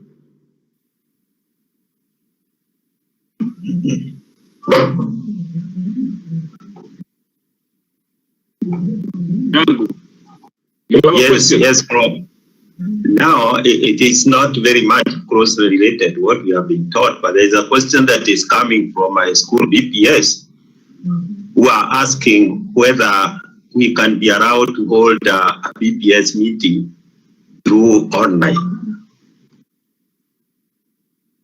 Yes, General, certainly, why not? This is what we are also exploring for having a BPS board. So if you can do online, and you could also explore even the possibility of a student presenting online, because then you can actually complete proposal answers and proceed to the next step. I think this is very key for us, because at the end of the day, we have to account for what we are doing in the meantime. And with this kind of an approach, I'm sure you can actually arrange for a proposal defense, and you just invite members of the department. They basically do the same thing. So from where I sit, I think we will do everything to facilitate something like that.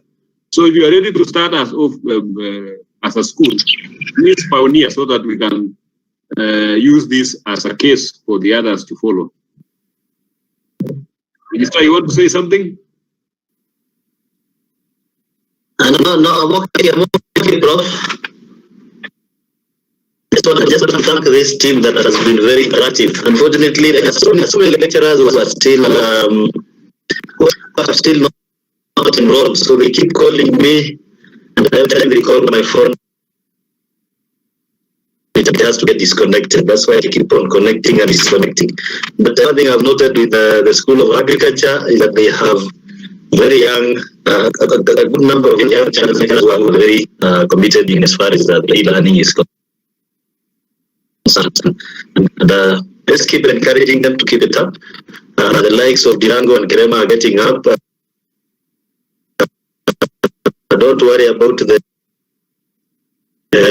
scientific noise. I have to keep them awake, otherwise you lose this old guards along the way. But the training is going on very well, and Murembe, I hope it's up.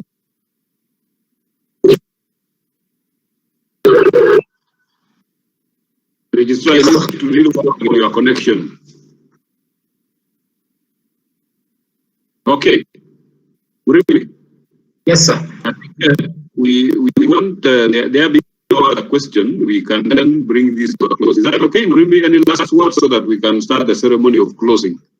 Okay, Prof. All I'll say is I want to thank every member for logging in. Thank you for taking time to go through the session.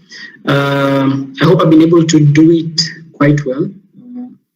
Most of us are ICT people, we've never taught before, but I hope we've been able to do it quite well. The support team is still there and they're doing their work. That is from Edwin Salem to James Moshiri, Peter Shinga, Richard Waigo in Computer Lab 2. And we also have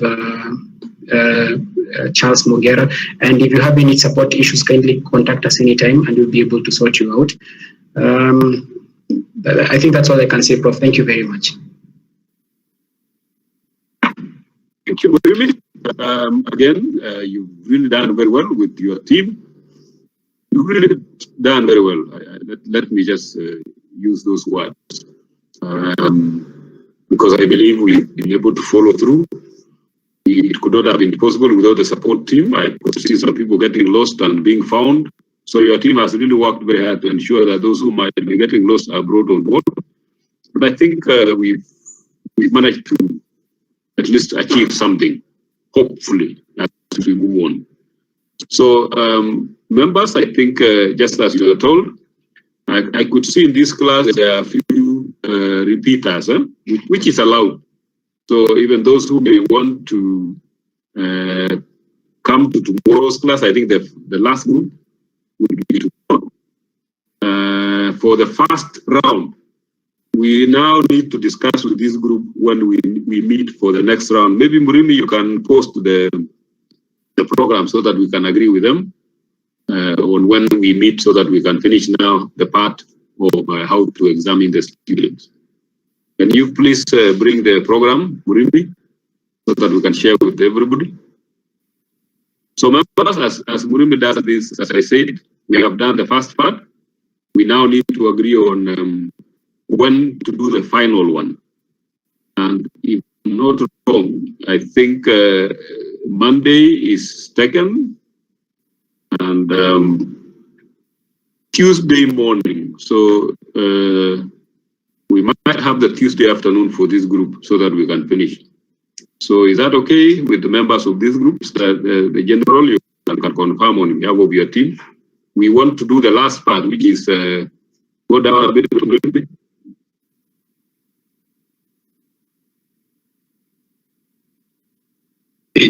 Hello. Yes. I think Prof, it's okay for us. Monday afternoon, same time. Tuesday. Tuesday afternoon. Yes. It's okay for us. Okay. Murembe, is that it? What shall we be doing on Tuesday afternoon? Just run us through. Tuesday afternoon is okay. Tuesday afternoon. So what I would request from maybe the CODs is, oh sorry, someone is saying I'm moving my cursor very fast, I need to slow down. Sorry for that. We are learning new ways of now slow down. What I'm saying is, Prof, if it's possible, I get a detailed list of all the lecturers within the department, because as I've realized is currently there are 2 lecturers seated in my office who we were going through together. And if it's possible, we get a detailed list of all the lecturers, even including the part-time lecturers for both schools, so that I can be able to do the invitation and also include them on the same. If we do that, then I'll be able to invite you back for the Tuesday afternoon meeting. 1:45. Yeah. Good. So then, that being the case, I think members, we've agreed we meet on Tuesday afternoon from 1:45.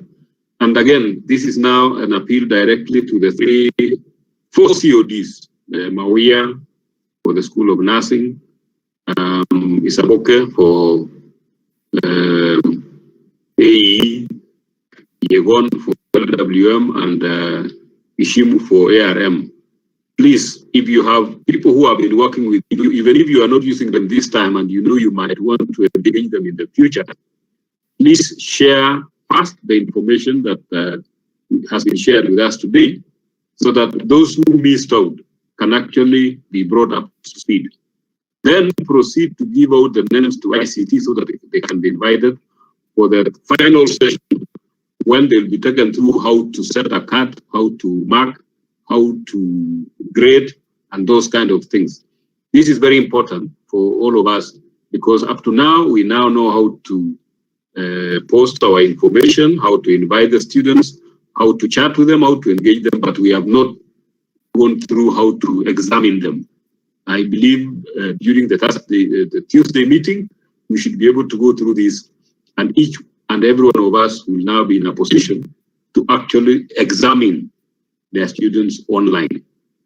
So that is the position, and I want to take it for that. So, Registrar, can we start the closing process? Prof, before Registrar comes in, if you can say one last thing. Yes, Murimi. I wanted to say that the conferencing platform is there to be used. If there are any lecturers, CODs, things who want to hold meetings using the web conferencing facility, they can get in touch with us, and we'll be able to direct them how they can set up a meeting, and they can be able to use the same platform to hold their meetings the same way we've been able to do it today. So the platform is there, and it can be used by any of the staff members within the university. Thank you. So, Dirango, you've had. Please plan for a meeting next week or something. We will see how you go through, and then we will pick up from there. Registrar? Thank you very much, Prof. Thank you very much, Murimi, Esperanza, and the team. I really want to also appreciate this far we have come. It is really a very good progress noted. Maybe the team that has been here may not have realized that the VC was with us in the morning. He was with us from as early as 8:45 to translate almost 11:27 or thereabouts. I want to acknowledge that I have been seeing the numbers oscillate from 40 to 45, and I believe that we still have more and more. I have not seen Dr. Yegon, and I'm trying to scroll down. But I want to believe that Dr. Nyamane, you will take. Rebecca is on. Thank you very much. You have been very quiet. I want to challenge the CODs as the DPC has challenged you. Please ensure that all the part-time lecturers whom you have been having, they are looked up into these online sessions. That we now keep preparing for any other eventuality. This coronavirus is only for some time being, but you never know what will happen in the next part of the year. So let us keep on having as many lecturers on board as possible, as the Professor has said. I want to believe that Dr. Njoka, Professor Njoka, you will talk on behalf of the School of Nursing, because you have been there, because I cannot see Dr. Charo. I will give a chance for Dr. Dirango, 1 minute to 1 minute each, then we'll have Speranza 1 minute, then get back to Professor for the final advice. So, Dr. Dirango, 1 minute, please. Thank you. Thank you, Daktari. I really must thank Muredi for taking us through this. I also wish to thank Prof and Dr. Wachira for the way you have handled us and the way you have facilitated us. And I am kindly asking the members of the staff members to attend that meeting on Tuesday at 1:45. Otherwise, thank you very much. Professor Jokera does not have, I see Professor Jokera does not have a mic. I have seen Juliet. Juliet, are you able to give 1 or 2 words about the School of Nursing and how you are picking up the e-learning? Juliet Ludiga. Juliet Ludiga. If not available, Collins Asweto. Collins Asweto. 1 or 2 words.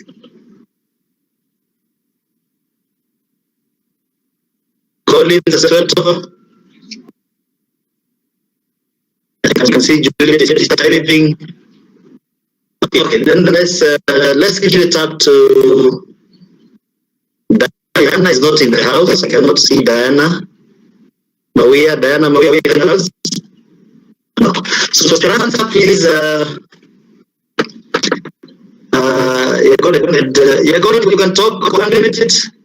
General.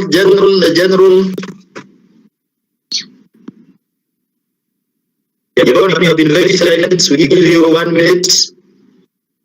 Don't contradict your bosses.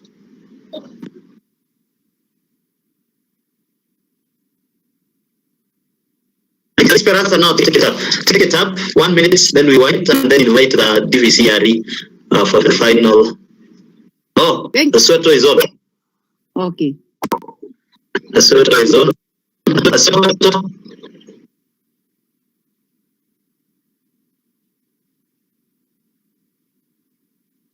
Unmute, Asueto.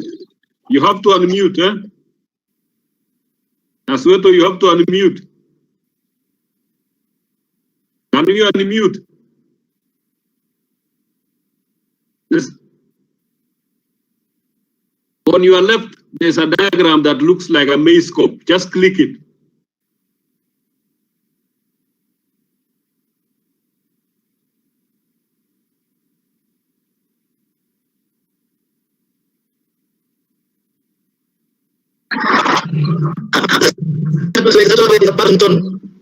Next to the video. Immediately after the video. It looks we have it was connected and then we have Speranza. Hello, tumetoa ilikuwa inaingia. Nduiga now, Nduiga, that is you. We thank you very much. We are happy because of this contribution. It is really a new improvement to the university and we are in for it. We shall support it and we hope that we'll be able to follow the steps. Thank you very much. Very good advice from Nduiga. This is to your heart from the School of Nursing. And I hope that the School of Nursing will be here on Tuesday at 1:45. Ensure that you are in and Mawia are also on board. I now take it up to Speranza. And Speranza, once you're done with your remark, you can invite DVCRE for closing. Thank you very much, DVC. Thank you very much, Registrar. Thank you, Murem, for taking us through very well as usual. And I want to thank our colleagues from the 2 schools who have participated in this training. I'm impressed with the number of participants that we have today. And I want to say that with the training that we have now, we can already start preparing our notes and put them online. The students out there, some of them have heard what we are doing and they're anxious. They want to know when they can log in. So we would like when they log in to see something, to see what is happening in our unit. Some of them will come and they say they're not seeing anything. I think it's now for us to start now preparing the notes. But when they come in, they will say, oh, they can see something. So it has already started. So they don't get discouraged. So let us do it now. Start preparing our notes between now and the Tuesday. So on Tuesday now we are shown how to do the assignments, to put the assignments online, and then now we shall be good to go. The discussion forums, we can start preparing our questions for the discussion forums. Those who have videos can start preparing the videos to show the students. So we are ready now to learn and to do what is necessary online. In the case of anything that is not clear and they would want to be assistant, I'm there. Moremi is there. The technical team is there. Please feel free to contact us so that you can be assisted. We are there to assist you, even if it is individually. We shall. Thank you very much.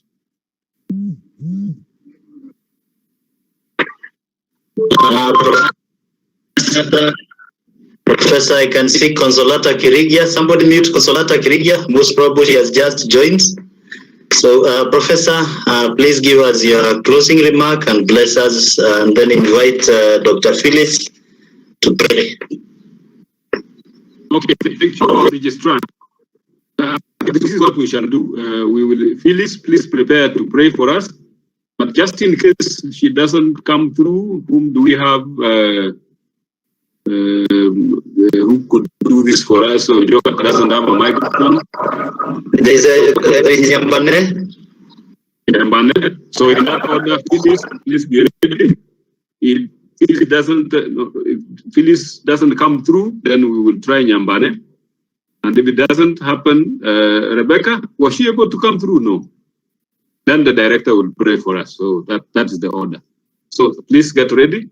I think, members, we want to bring this to a close, and I want to, on behalf of everybody else, on behalf of the university management, like we were telling you, the VC was with us the whole of this today morning, and he had planned to be with us this afternoon. I suspect Murimi forgot to go and also switch him on. We learned that the other day they also switched him off, so he was not able to be part of the previous discussion. So hopefully next week, Tuesday, we will have him on board. But I want to assure you that everything that we are doing has our full support. There are those of us who are saying we have done this, perhaps maybe it's because of the issue of Corona, but it is not exactly like that. We intended to go in this direction all along. The ICT department have just finished doing preparing the linking the Moodle platform with the ERP. So all these things have been very timely. Because that is done, the university just appointed a directorate for ODEL, Open and Distance Learning. So this has been the plan all along. It's only that now with Corona, it's accelerating the process of actually going ODEL. And we're doing this because it is the solution to one of the many challenges that affect us all the time, that you must be physically around for your classes to continue. What this is offering you as a lecturer is really an opportunity to be able to teach no matter where you get at one particular time. Today we had people who were to stand by the roadside to be part of this engagement because they were looking for the place with the best network. And sometimes you may actually find that the best network is not necessarily next to your house. It could be somewhere near the market, but it has what you need. And that is what you might want to do when you want to engage your students uninterrupted. So that is what we are hoping to do. And what we are saying is that from what we have learned today, we are encouraging you now to proceed before the knowledge disappears, to actually start uploading information. Even the information that you had shared with students through WhatsApp or email, just upload it anyway. Upload also the assignment so that it will give the students the opportunity now to interact with you directly as we proceed. So that is what we would like you to do, so that students can really be kept busy. And I want to emphasize the importance of this really interacting with the students, because many of the things which are coming up now are questions like, what happens in the meantime? Is it necessary to continue paying people a salary when they are and things of that kind? And for us, we really need to prepare a very detailed documentation to actually demonstrate that we are still continuing with our programs. And we need this evidence. And the beauty with whatever is online is that there will always be documented evidence of an engagement. So we really need from you as lecturers evidence that indeed you are interacting with your students on a regular basis, and that the students can also confirm. Because don't forget that at one time or the other, our bosses will want to confirm from the students whether there is indeed any learning. Because we are saying we are continuing with learning, but the students support and say, yes, we are being taught. Because it is one thing to say you are teaching, it is the other for the students to say we are being taught. So we really want to ensure that that is going on, so that if the event or questions being raised about a justification of having people remaining on the paper, then at least we have documentation to show that there is indeed learning. The fact that the students are away has not changed the fact that they are learning. So we need support in this.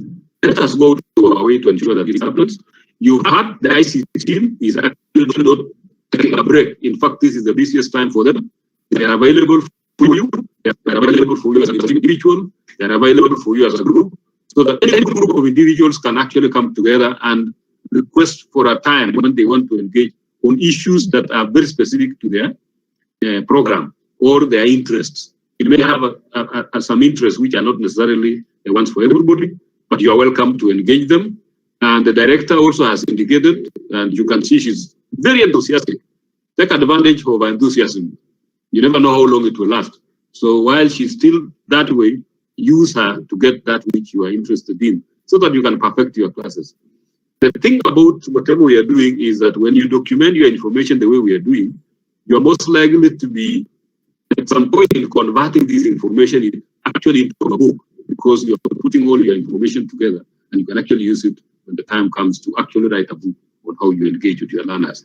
So from where I sit, I want to thank you for your patience. You have sat, you've been sitting very quietly. I could see that Asuero was having a cup of tea. How everybody else had a cup of tea next to him or something to drink. We are told that during this corona era, we need to continue drinking something. So keep drinking something and stay safe. We need to continue thank you so much, and have a good afternoon and evening, all of you. So let me now invite Phyllis. Phyllis, can you hear me? Phyllis is missing. Who was this? Manyari.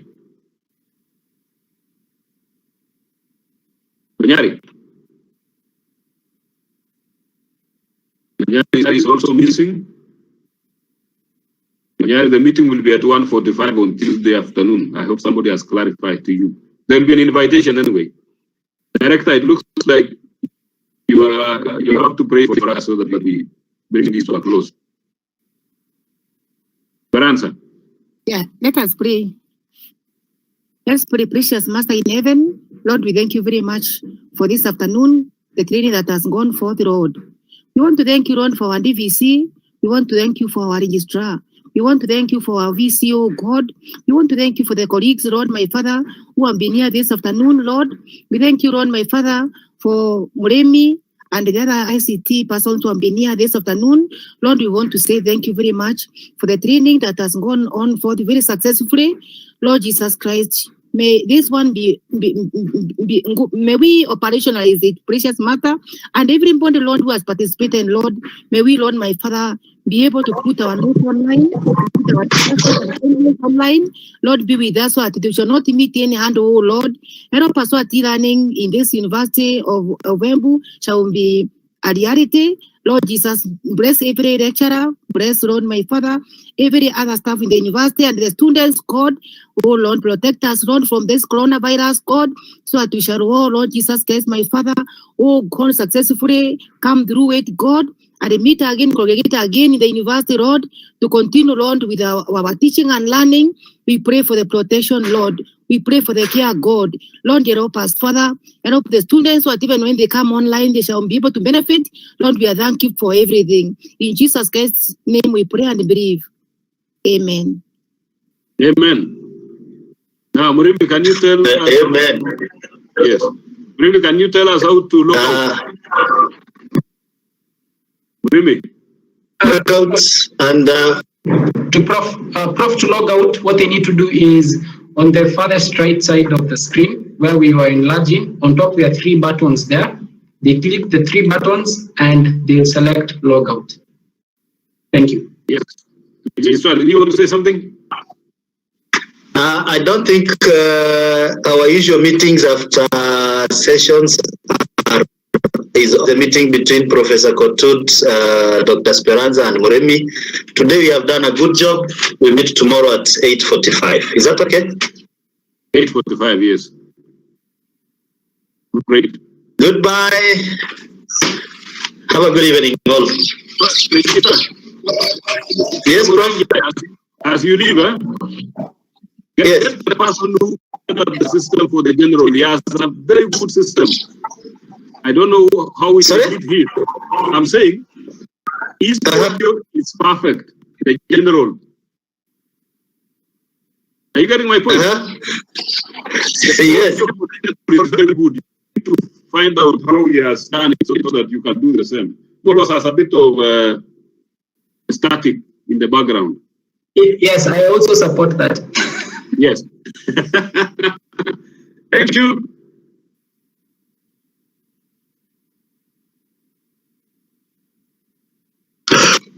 Okay, good evening.